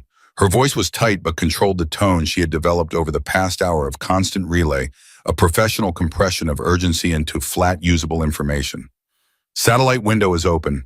I have Colonel Harris on the relay. Signal is better than the last window, maybe 60 seconds of clean comms." Callahan was at the station in 4 strides. He took the handset. "Harris, Callahan, we are still holding. Enemy column is stationary at approximately 1.8 kilometers. We have confirmed aerial reconnaissance asset inbound, estimated arrival in 26 minutes. Request urgent intel on enemy column personnel roster cross-reference against high-value target flags. We may have an opportunity." Harris's voice came back cleaner than before. "Callahan, what asset are you using for precision engagement? Your unit profile does not include—" "I cannot discuss the asset on this channel, sir. I need the personnel roster." A pause. "That's going to take time to pull and verify." "How much time?" 30 minutes minimum. "I need it in 20, whatever you can pull." Another pause. Harris was a colonel who had been in this business long enough to know that when a staff sergeant at a forward base in a blizzard tells him he needs an HVT roster in 20 minutes with an urgency that bypasses every normal protocol, the correct response is not to ask for more information. "I'll do what I can," he said. "Keep this channel open." "Copy." Callahan set the handset down and turned to Torres. Keep the relay cycling. The moment Harris has something, I need it immediately. Copy that. He walked back to the northeast shed. Emily was in position. She was behind the cabinet at the gap in the insulation panel. Her rifle assembled and settled on a bipod that she had anchored to a floor-level bracket she had installed, also on day 5, apparently using hardware from the base's maintenance supply cabinet. A 3-centimeter bracket that nobody had noticed because nobody checked the maintenance supply cabinet frequently enough to notice a handful of missing fasteners. Callahan crouched beside her without getting in her sight line. Harris is pulling an HVT roster. 20 minutes. Good. She was looking through the scope. Her voice was the same as it always was, level, quiet, unhurried. The drone is going to arrive at approximately the same time as the roster. Petrov will start his thermal assessment immediately on arrival. He'll need about 6 minutes to build a complete picture and transmit targeting data back to his artillery. 6 minutes from drone arrival is my window. What happens after the window? After the window, his artillery has a fire solution, and he advances with the column under cover of indirect fire. That's the scenario I need to prevent. She paused. The heat management plan should pull his fire solution toward the southern sector. If it works the way I've designed it, the first artillery rounds will hit approximately 120 meters south of the actual defensive positions. And if it doesn't work the way you've designed it, she was quiet for a moment. Then we deal with what's in front of us. Callahan nodded. He stayed crouched beside the cabinet. He didn't leave. After about 30 seconds, Emily said without looking away from the scope, "You don't have to stay." "I know," he said. "I'm staying anyway." Another silence. Then why? He thought about Reynolds on the eastern wall, and Okafor at his position, and Dolan standing on a stress-fractured foot at the northern axis, and Torres running the satellite relay like a machine, and all the other exhausted, scared, committed people in this base who had been doing their jobs since before dawn. He thought about what it meant to be responsible for people, not just operationally responsible, but the other kind.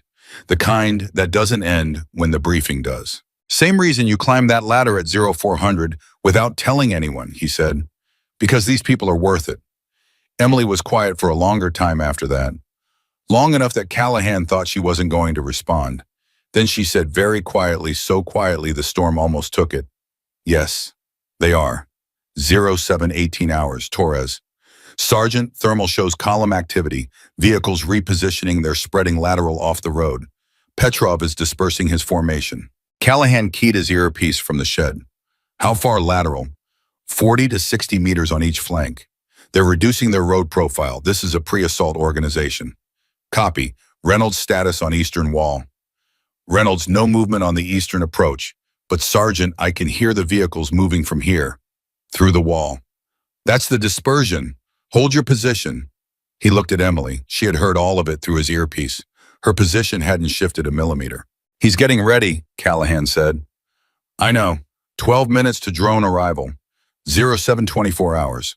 Torres again, her voice slightly different now, not tighter but higher in register, the involuntary pitch shift of someone reporting something they didn't expect. "Sergeant, I have the satellite window again. Harris is back. He's transmitting." Callahan moved fast back to the operations room and took the handset. Torres had already opened the data relay, a partial text transmission fragmented by the storm interference but readable in pieces. He read it fast. Rank designations, vehicle assignments, a list of names with flag codes attached. He stopped on one. He read it twice. He read it a third time because the first 2 times felt like something his mind had constructed rather than something the page actually said. He keyed his earpiece. "Carter, go." "Harris just sent a partial HVT roster for the column. 3rd vehicle from the front. I'm looking at a flag code here I've never seen before. Harris has annotated it. He says the individual in vehicle 3 is a Tier 1 intelligence asset, not a field commander, an analyst. Someone who has been running collection operations against American forward positions in this region for the past 14 months. A pause on Emily's end. Name? He looked at the transmission. The name was partially degraded by the relay interference. 3 letters clear, the rest dropped out. But the flag code was complete. And the flag code, according to Harris's annotation, corresponded to a target designation that had been on a priority acquisition list at the highest classification level for over a year. "The name is degraded," Callahan said, but the flag code is Lima 7 Alpha. The silence from the shed lasted 4 seconds. That was the longest silence Emily Carter had produced in any exchange Callahan had witnessed since her arrival. Lima 7 Alpha, she said. You know that designation. It was not a question because the 4-second silence had already answered it. She knew exactly what Lima 7 Alpha meant. Callahan could hear it in the texture of the silence, the specific weight of recognition landing on a person who has been carrying a piece of information for a long time and has just had it confirmed from an external source. Yes, she said. I know it. How? Another pause, shorter this time. Because finding Lima 7 Alpha is part of why I'm here. The operations room went very still. Torres had heard it through the relay. Reynolds had heard it through the open channel. Okafor, at his position in the corridor with his earpiece in, had heard it. Callahan stood at Torres' station and felt the picture that had been assembling itself since the moment he first looked at Emily Carter's empty bunk complete itself in his mind with a clarity that was almost physical. The incomplete personnel file, the classified record, the locked case brought on the last helicopter before the storm, the 8 days of quiet preparation, the non-standard radio frequency, the secondary cache in the equipment shed, the shooting positions built in the first 4 days of her assignment to a base that intelligence had flagged as a probable contact point. She had not been assigned to this base because of the column. She had been assigned to this base because of one specific person inside the column. The column was the delivery mechanism. Lima 7 Alpha was the mission. The column was always coming to this base, he said slowly. You knew that before you arrived. The intelligence assessment indicated high probability, she said. The column was the reason this base was selected as a collection point, and Lima 7 Alpha was traveling with the column. So the whole operation, everything you've done this morning, was keeping this base intact long enough for Lima 7 Alpha to be in range. She paused. And now he is. 0731 hours, 9 minutes to drone arrival. Callahan walked back to the shed. He crouched beside the cabinet again. He looked at the gap in the insulation panel, at the narrow rectangle of frozen gray light. It admitted, and he thought about what it meant to be the base that someone had chosen at the highest classification levels of a military organization as the anchor point for an operation this precise and this patient. If you take the shot on Lima 7 Alpha, he said, what happens to the column? The column loses its primary intelligence asset and its operational justification for the advance. They were not coming here for the base. The base was a strategic blind, a reason to put Lima 7 Alpha in transit through this corridor. She was quiet for a moment. When Lima 7 Alpha is gone, Petrov loses his mission objective. He still has firepower. He still has the option to advance. But the order that put him on this road was built around protecting and delivering one person. When that person is gone, the risk-reward calculation for taking this base changes completely. I'm 20 Damon. How completely enough that a commander who has already lost 3 officers in a communications array and is sitting on a mountain road in a blizzard with an aerial asset inbound will find the cost of advancing higher than the cost of withdrawing and reporting a mission parameter change. She paused one more time. I've made the same calculation from the other side of a road before. It's a reasonable conclusion. Callahan was quiet for a moment. Then, where is Vehicle 3 from the current column position? Second to last in the command cluster. When Petrov begins his assault advance, the command vehicles will move to mid-column. Vehicle 3 will be approximately 800 meters behind the lead element. She spoke without hesitation, as if she had been holding this specific information at the front of her mind since the moment the roster transmission arrived. I've already ranged the position. 7:36 hours, 4 minutes to drone arrival. Torres's voice in the earpiece, urgent.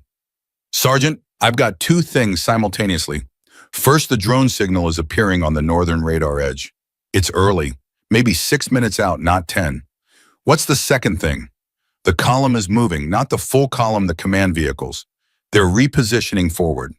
Petrov is bringing his command cluster up toward the lead position. Callahan looked at Emily. She had heard it. Her right hand made a single precise adjustment to the scope. One movement, no hesitation. Vehicle 3 is moving with the command cluster, she said. Timeline compressed. I have approximately 4 minutes before the drone creates a thermal lock on this shed. Do you have the shot? She put her eye to the scope. She breathed once slowly, completely. I'm building it now. Outside on the road, Major Petrov was watching his command vehicles reposition with the controlled urgency of a man executing a plan he had spent the last 30 minutes constructing. He had the aerial asset inbound. He had the heat management data from the preliminary drone pass that was already underway. The drone was running its initial sweep earlier than scheduled because the storm had shifted its flight corridor slightly eastward. He had a fire solution that would be complete in 4 minutes. He had a column that was dispersed, organized, and ready. He had 1 minute and 40 seconds of believing he was winning. In the third command vehicle behind tinted armored glass, the man designated Lima 7 Alpha was on a satellite phone. He was not a soldier. He had the look of a man who works in buildings, not fields. A slightly rounded posture, careful hands, expensive cold weather gear that had never been worn in actual field conditions before this morning. He was speaking to someone at a remote headquarters location, updating them on the column's progress. Unaware that 900 meters ahead of him, a woman was lying behind a steel cabinet in a frozen equipment shed. Her breathing slowed to almost nothing, her crosshairs finding him through a 4-centimeter gap in a wall. He had been on this satellite phone for 6 minutes.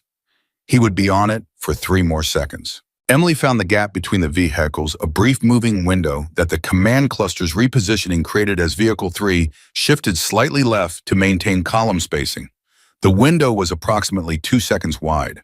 The shot required threading through that window at an angle that the drone's arrival would make impossible in 4 minutes, and the vehicle's continued movement would close in less than 1.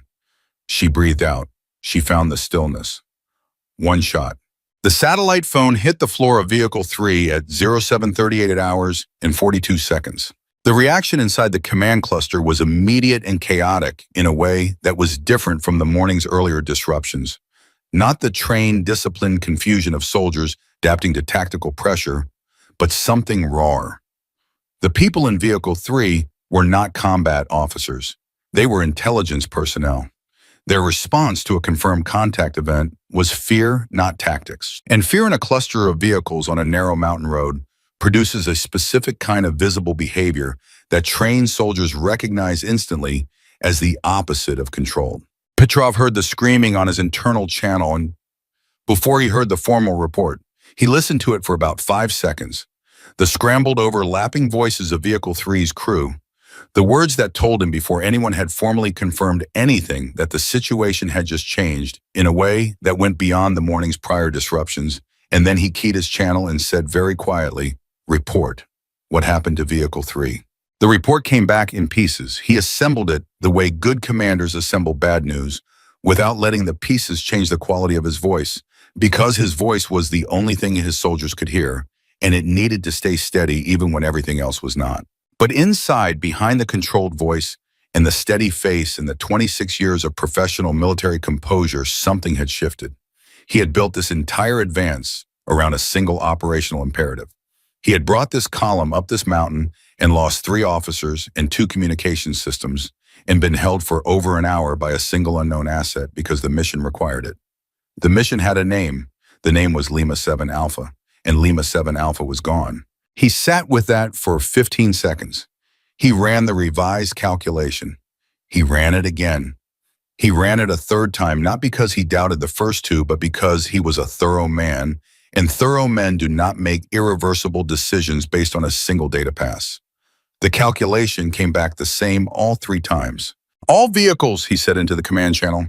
His voice was flat and even and contained nothing that any of his officers would be able to interpret as anything other than a decisive command. "Prepare to execute retrograde movement. Full column. We are withdrawing to secondary staging position." The channel was silent for a moment. Then his senior vehicle commander, the one who had been running Vehicle 2 since the morning's first losses, said, "Major, confirmation retrograde." "Retrograde," Petrov said. "Confirm and execute."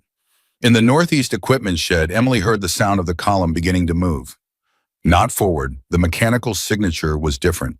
The gear engagement, the turning radius, the compression of a column reversing its own formation on a narrow road in adverse conditions. She listened to it through the shed wall. She did not move from her position until she was certain. Then she sat up slowly from behind the cabinet, set the rifle across her knees, and sat in the silence of the shed for about 30 seconds. Callahan was in the doorway. He had come back the moment he heard Torres call the column's movement on the thermal monitor. He had heard the retrograde order through the channel Torres had maintained, the passive recording on the enemy frequency, and the translation had come from Okafor, who had 2 years of language training that he had never previously mentioned in Callahan's presence. He stood in the doorway and looked at Emily Carter, sitting on the floor of the Northeast equipment shed, with her rifle across her knees and the case beside her, and the gap in the insulation panel admitting a thin line of gray stormlight across the floor. He didn't say anything for a moment. Then, "They're pulling back." "Yes," she said. "Is it over?" She looked at the floor. She looked at her hands. She looked at the case. Then she looked up at him with that same even expression that he now understood was not detachment or calculation or coldness, but something else.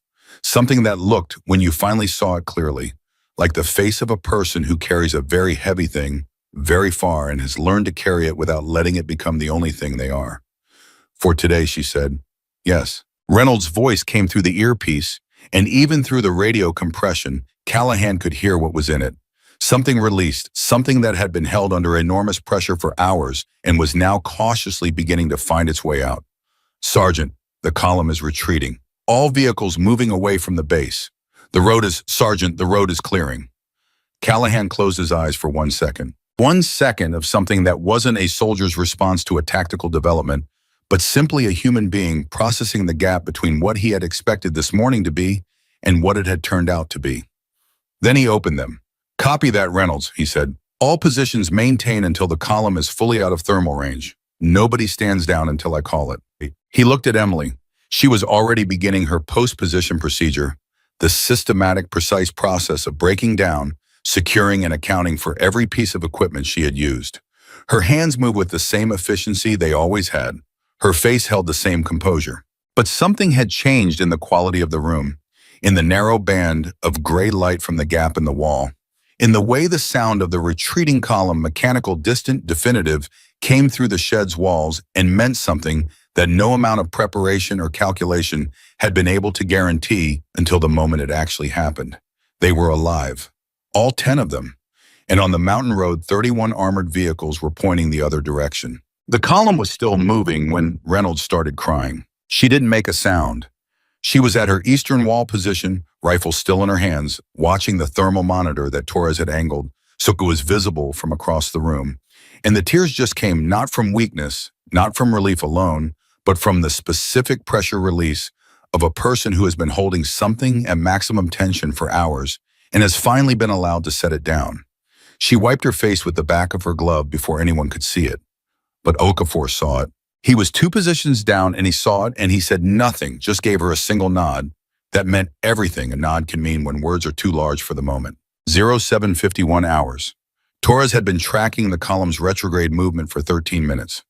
Her voice had changed, not dramatically, but in the way voices change when the thing they've been reporting against has reversed direction. The tight metronomic compression was still there, but underneath it, something looser had appeared. Something that was almost cautiously beginning to sound like a person instead of an instrument. Lead vehicle is now at 3.2 kilometers in increasing distance. Full column in retrograde formation. No individual elements breaking off. No flanking activity. She paused. "They're actually leaving." Callahan was standing in the center of the operations room. He had come back from the northeast shed after Emily began her breakdown procedure, and he had stood here for the past 8 minutes doing what sergeants do when the crisis shifts from acute to managed running the next sequence. Checking positions, accounting for personnel, moving his mind from the thing that just happened to the thing that came after it, because the thing that came after it was still a live variable, and live variables required attention even when your body was asking you to stop for a minute. "Torres, keep the thermal running until they're out of range entirely. I want a confirmed distance of 6 kilometers before anyone calls us clear." "Copy." "Dolan status on the northern axis." Dolan's voice in the earpiece slightly strained in a way that Callahan now recognized as the sound of a man standing on a fractured foot who has been doing it for too long. "Northern axis secure. No movement on the approach. The barriers Okafor and I placed are still in position." "Come inside. Get off that foot." "Sergeant, that's not a suggestion, Dolan." A pause. Then copy. "Reyes from the western section. West side is clear. Heating elements are still running per the heat management plan. Do you want me to reset them? Callahan thought for a second. Leave them another 20 minutes. Until the column is past 5 kilometers, I want our thermal profile to look exactly as disorganized as it has been. Copy that. He turned to Okafor, who had moved from his position to the doorway of the operations room. Go check on Carter, northeast shed. Okafor looked at him. Is she okay? Go check, Callahan said. Okafor went. The northeast shed was quieter than the rest of the base, insulated by the equipment and the stored materials, in the particular stillness that rooms acquire when the urgent thing that happened inside them is finished. Emily was on the floor with her back against the cabinet, the case closed and latched beside her, the rifle broken down and secured. She had her knees up and her arms resting on them, and she was looking at the gap in the insulation panel where the thin gray storm light came through. She was not doing anything. For the first time in 8 days, she was simply sitting. Okafor stood in the doorway for a moment, uncertain in the way that people are uncertain when they approach someone who has been operating at a level they don't fully understand and who has now gone very still. Then he came in and sat down on the floor across from her, not close enough to crowd her, not far enough to be absent. Hey, he said. Hey, she said. He looked at the case. He looked at the gap in the wall. He looked at her face, which was the same, even composed face it had always been. But something in the area around her eyes had changed, not softened exactly, but shifted the way a landscape shifts after a storm has passed through it and everything is still in the same place. But the light is different. Are you actually a medic? He said. She considered the question with the same care she gave every question. I have full medical certification, she said. Combat medicine advanced trauma field surgery qualification. Everything on the paperwork is accurate. That's not what I asked. She looked at him. No, she said. I'm not primarily a medic. What are you primarily? A pause. Long enough that he thought she wasn't going to answer. Then, someone who makes sure people like you come home. Okafor sat with that for a moment. He looked at his hands. He thought about the morning about the thermal feed, in the frozen column, in the sounds he had heard through the equipment shed wall, in the voice on the secondary channel that had given them exactly what they needed, exactly when they needed it. He thought about Reynolds crying at the eastern wall. He thought about Dolan pushing concrete barriers on a broken foot. You did that, he said. You made sure. We did that, she said. I provided the capability. You provided the reason it was worth using. He looked at her. That's a generous way to say it. It's the accurate way, she said. 0804 hours. Torres' voice came through the earpiece with a quality that made Callahan close his eyes for exactly 1 second before responding. Sergeant, column is at 4.8 kilometers and increasing. All elements confirmed in retrograde. No breaks in formation. She stopped. Started again. Sergeant, I think we can call this?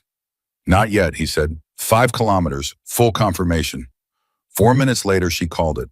Column confirmed at 5.1 kilometers, full retrograde, no returning elements. Northern and eastern approaches clear. Western and southern perimeters cleared by Murnyo. A pause. Sergeant Callahan, the road is empty. The operations room didn't explode.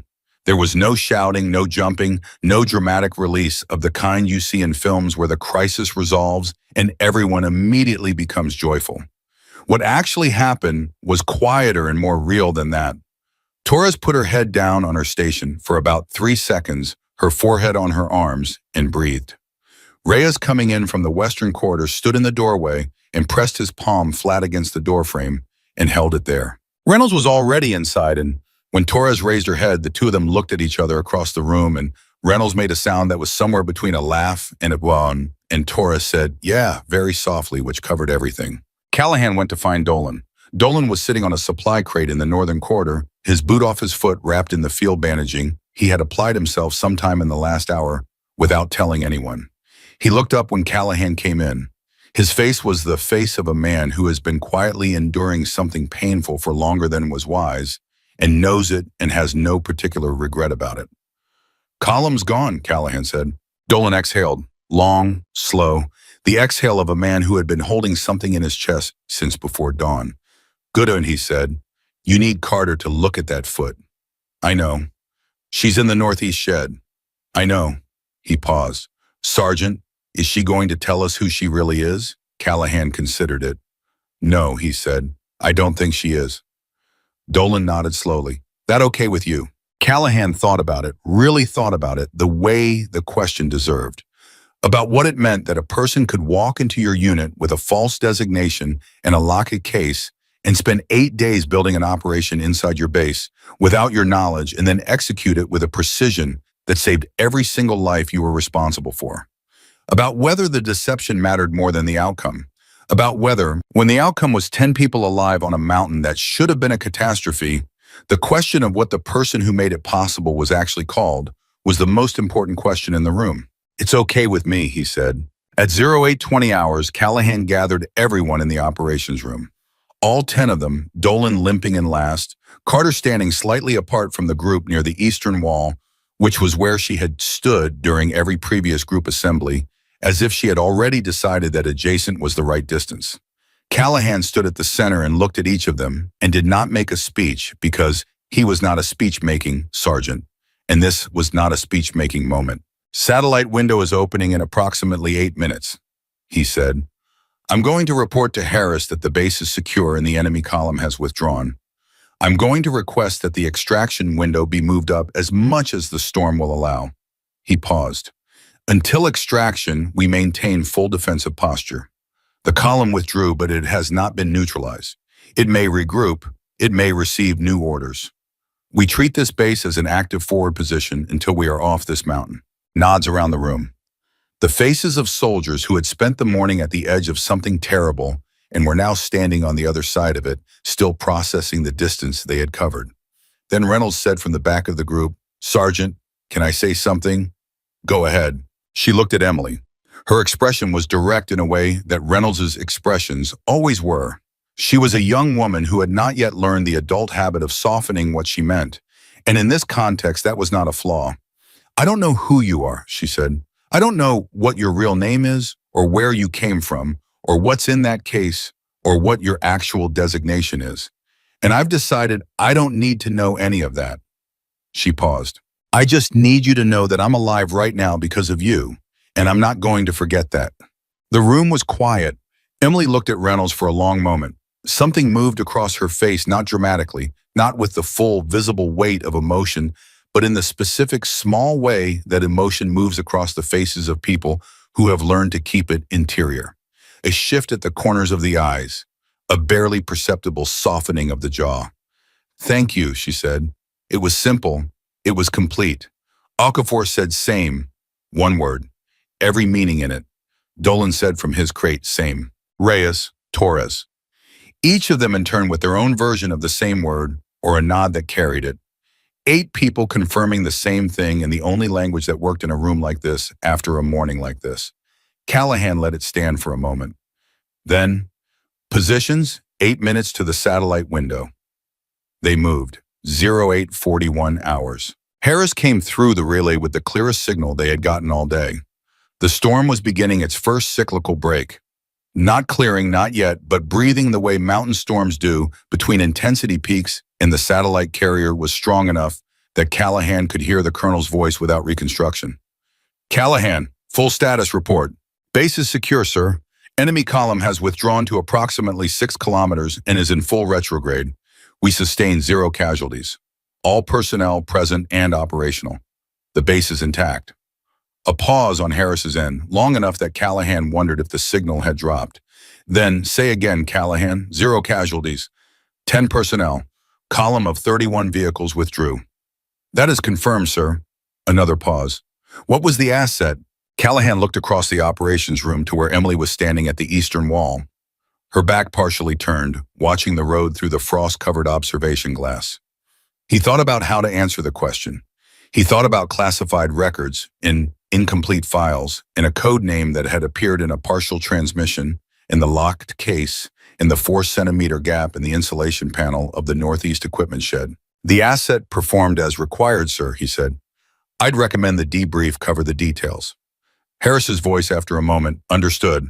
Extraction window earliest available with current storm tracking is 31 hours. I'm pushing for resources to move that up. Stand by for confirmation. Copy, sir. The channel closed. 31 hours. Callahan relayed it to the room. The reaction was muted, not disappointed, but recalibrated. 31 hours was an abstraction after the morning they had lived. It was a number that existed in a different category from the numbers they had been running all day. It meant they were waiting, not fighting. It meant the math had changed from survival to endurance. And endurance was something they all knew how to do. Torres began cycling the satellite relay back to monitoring mode. Reyes went to check the heating elements. Dolan went to find Carter about his foot moving with the careful rolling gait of a man who has accepted that the injury he has been ignoring all morning now requires attention. Reynolds stayed at her position. She was looking at the road through the observation glass, the same road that had held 31 armored vehicles 2 hours ago, and now held nothing but snow and wind and the fading mechanical tracks of a retreat. She had her rifle down, resting against the sandbag stack, and she was just looking. Okafor came to stand beside her. "What are you thinking about?" he said. "I'm thinking about how nobody noticed her," Reynolds said. 8 days. She was right here with us for 8 days, and we put her in the corner and figured she was quiet and moved on." She shook her head. "We never even asked." "She didn't want us to ask," Okafor said. "That's not the point." Reynolds turned to look at him. "The point is, she was carrying all of that, the whole plan, everything she'd built, everything she knew was coming, and she just kept treating our wounds and eating alone and watching the roads, and none of us ever thought to sit down next to her and say, 'Hey, who are you? What do you need?'" She paused. "That bothers me." Okafor thought about it, about the top bunk, about the long case under it that nobody had seriously questioned, about the quiet corner of the table and the meals eaten alone, and the way Emily Carter had moved through 8 days of this base like someone who had already made peace with being invisible, because invisibility was the tool, and the tool was the mission, and the mission was the people who never thought to ask. "I think," he said slowly, "that she's used to it." "That's worse," Reynolds said. "Yeah," he said, "it is." In the medical bay, Dolan sat on the examination table while Emily assessed his foot with the same precise, unhurried attention she brought to everything. Her hands were warm. He noticed that the warmth of her hands in a base where everything was cold, and her technique was efficient without being impersonal. She had been a medic long enough that the care was built into the mechanics of it, not separate from them. "How long have you been walking on this?" she said. "Since about, 500, he said, "give or take." "The stress fracture has progressed. You've added micro-trauma to the primary site." She did not say this with judgment. She said it the way you say a fact that exists independent of the choices that created it. "You'll need imaging when you're extracted. Conservative management until then. Weight reduction support wrap, no running." "No running," he repeated. "I can manage that." She was wrapping the foot now, the bandage layered with the precision of someone who has done this in conditions far worse than a cold medical bay. Dolan watched her hands and thought about what Reynolds had said about nobody noticing about carrying things alone. And he decided that if there was a moment to ask, it was this one, because the medical bay had a quality of honesty that other rooms didn't. And because Dolan was a man who believed that honest questions deserved to be asked even when the answers were uncertain. "Was this always the mission?" he said, "coming here? Was it always about Lima 7 Alpha?" Her hands kept moving. She didn't stop or pause, but she said, after a moment, "Yes." "And us, the base where we—" He stopped looking for the right word. "Were we incidental?" She tied off the wrap. She sat back and looked at him directly. "You were the reason the mission had a location," she said. "Lima 7 Alpha was moving through this corridor because this base existed, and because Command assessed that this base would be a target. Without this base, there was no intercept point." She paused. "So no, you were not incidental. You were essential. You just weren't briefed on why." He thought about that. Does that happen often? People being essential without being told. "More often than it should," she said. He nodded slowly. He looked at his wrapped foot. He thought about Callahan standing at the monitor all morning, running calculations in his head, believing until very recently that the math was irreversible. He thought about the extraordinary, ordinary courage of people who stand at their positions when the numbers say not to. "For what it's worth," he said, "I'm glad you were here." She looked at him with that expression, the one he now understood was not blankness, but depth. Not absence, but the carefully maintained surface of a person whose interior life was very large and very private. "For what it's worth," she said, "so am I." 1100 hours. The storm had entered its cyclical break fully by mid-morning, the wind dropping from its peak intensity to something that was still brutal by standard measures, but felt, after the night and morning they had lived through, almost gentle. Callahan stood at the eastern observation window and looked at the road. There was nothing on it. The vehicle tracks from the column's advance and retreat were already filling with fresh snow, the mountains slowly and patiently erasing the evidence of what had happened here. The way mountains erase everything, not with malice, just with time and weather and the simple indifference of very large things. He was still standing there when Emily came to stand beside him. She didn't say anything at first. She stood and looked at the road too, and they were both quiet in the way that people are quiet after something enormous has passed through their shared experience and left them standing on the same side of it. Harris confirmed the extraction window, Callahan said. 28 hours. Stormbreak is creating an earlier option. Good, she said. You'll be on the helicopter. She was quiet for a moment. That depends on the debrief timeline. He turned to look at her. Will you be on the helicopter, Carter? She met his eyes, and for the first time since she had arrived at this base, the composure shifted. Not broke, not cracked, but opened slightly, the way a door opens when someone on the other side decides it's safe to turn the handle. Something genuine and unguarded moved through her expression. Not a smile exactly. Something more serious than a smile and more human than anything he had seen on her face before. I'll be on the helicopter, she said. He nodded. He turned back to the road. What happens after, he said. After the debrief. After this. She was quiet for several seconds. The wind pressed against the observation glass. Outside, the mountain was doing what mountains do, existing enormous and patient and completely indifferent to the small and desperate human events that occurred on its surface. Another base, she said. Another assignment. Another unit that doesn't know I'm coming. And you'll lead alone, he said. It wasn't unkind. It was just accurate. Probably, she said. You don't have to. She looked at him. I know the job, he said. I know what it requires, and I know why it requires it, and I'm not asking you to change it. I'm just telling you what you did here for these people they know. Maybe not all of it. Maybe not the real name or the real record or whatever the classified file says. But they know what matters. He paused. That's not nothing. She was quiet for a long time. Long enough that the wind shifted twice and the snow changed its angle against the glass. Then she said very quietly, no, it's not nothing. 1347 hours. The moment that would stay with Callahan longest was not the shot. It was not the retreating column, or the cleared road, or the satellite confirmation, or the moment Torres put her head down on her station and breathed.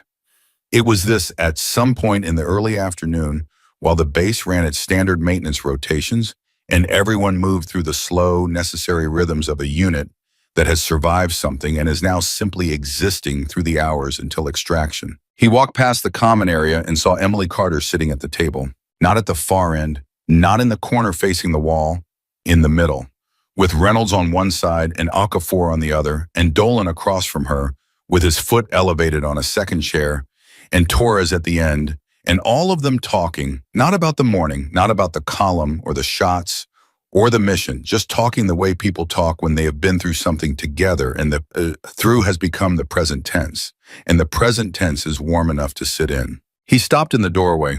Nobody noticed him for a moment. He watched Emily Carter laugh at something Reynolds said, a real laugh, brief and unguarded.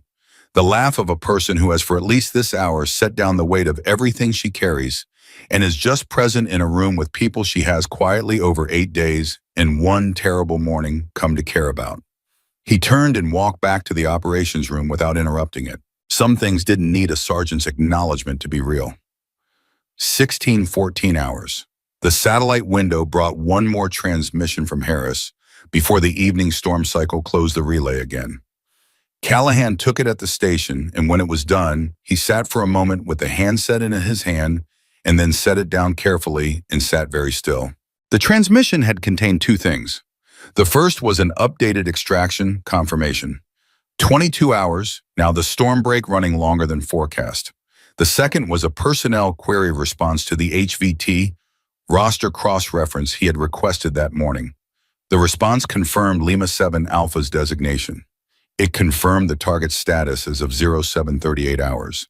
And it included, appended by Harris himself with a single line of annotation that used no names and violated no classification protocols, but was as clear as anything Callahan had ever read, a notation that described the asset responsible for the morning's engagement outcome as consistent with an operator profile that had been inactive officially in every record that existed for 3 years. The notation said the operator's last confirmed activity had been a two-person extraction operation in a location Callahan was not cleared to know. It said the operation had been listed as failed. It said both operators had been declared missing, presumed dead. It said the operator's code name was Stillwater. Callahan sat with that for a long time. He thought about incomplete personnel files and classified records and a name that showed up redacted in every search a sufficiently curious person might run. He thought about a woman who had arrived on the last helicopter before the storm and had spent 8 days being invisible in a base full of people who looked right at her and saw only what they expected to see. He thought about the long case and the locked cabinet and the 4-centimeter gap and the 11 brass casings he had not yet climbed to the roof to confirm, but knew with absolute certainty were waiting for him in the snow. He thought about the laugh he had heard in the common area 2 hours ago. He stood up. He went to the common area. Emily was there still, though Reynolds and Okafor had rotated back to their positions, and it was just her and Dolan. Now, Dolan half asleep on his elevated foot with a field blanket across his lap. Emily was reading something from a small notebook, her own notebook, not a military-issue one, the kind a person carries for private reasons. Callahan sat down across from her. She looked up. He looked at her for a long moment. He thought about everything he knew and everything he didn't and everything he had just read and everything that would never be in any file that anyone would ever be able to access. He thought about what to say. He ran through several options and discarded all of them because none of them were accurate enough for this moment in this woman. He said Stillwater. She closed the notebook. She held his eyes. She did not confirm it, and she did not deny it, and she did not look away. That was confirmation enough. He nodded once. She nodded once. The understanding passed between them the way the most important understandings pass, not through words, not through documentation, but through the direct and unambiguous recognition of two people who have now seen each other clearly and have decided that what they see is worth the weight of knowing. 22 hours, he said. 22 hours, she said. He got up and went back to work. 22 hours later, the helicopter came in through the first clean break. In the storm, its rotors cutting the cold mountain air with the specific, unambiguous sound of rescue arriving on schedule. The 10 soldiers of the forward base loaded in sequence equipment, first personnel after Dolan assisted by Okafor Reynolds last to leave her position, as she always was. Callahan counted heads at the door the way sergeants count heads by name by face, by the specific human presence of each person he was responsible for. 9, 10, Emily Carter stepped onto the helicopter with her case in her left hand and took the seat against the rear bulkhead, the one with the clearest sightline to both exits. Old habit, she set the case between her feet and looked straight ahead. The helicopter lifted. Below them, the base shrank and the mountain expanded, and the road that had held 31 armored vehicles that morning became a thin gray line between white expanses already half erased by fresh snow already being returned to the mountain.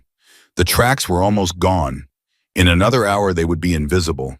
In another day, there would be no evidence on that road that anything had happened there at all, except for the specific knowledge held by 10 people rising above the storm in a rescue helicopter, and one person among them who carried it more completely than the others, and who would carry it in silence to the next base, the next assignment, the next unit that didn't know she was coming. Reynolds looked across the helicopter at Emily. Emily was looking out the window at the mountain. Reynolds watched her for a moment, thinking about what Okafor had said, that she was used to it, to being invisible, to carrying the weight alone, and thinking about how that was worse, not better, and thinking that some things were true even when you couldn't change them. Then Emily turned from the window and caught Reynolds looking, and Reynolds didn't look away. Emily held her gaze, and something passed between them, not words, not the kind of understanding that Callahan and Emily had shared in the common area, but something younger and more direct. The look of a young woman telling an older soldier, "I see you, not the mission, you." Emily held it for 3 seconds. Then she turned back to the window.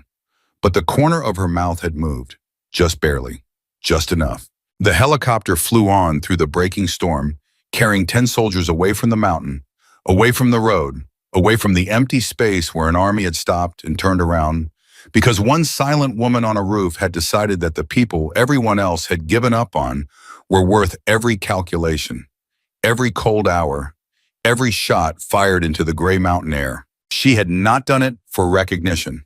She had not done it for the record. Her record, the one that said she was dead, would say nothing about this morning. She had not done it for the mission designation or the classified outcome report or the Lima 7 Alpha confirmation that would move up the chain and be filed and actioned and never attributed to a name anyone could speak out loud. She had done it because 10 people were alive on a mountain that should have killed them, and because that was the only math that had ever mattered to her. And because somewhere underneath every calculation and every cold hour and every name she had ever operated under that math was the truest thing she knew. The mountain disappeared into the clouds below them. Stillwater looked out the window and said nothing. And the silence that surrounded her was not the silence of a person who had nothing to say. It was the silence of a person who had already said everything that mattered in the only language she had ever truly spoken, 11 times on a rooftop in a storm, from a distance no one believed was possible for people who never knew she was there until it was already done.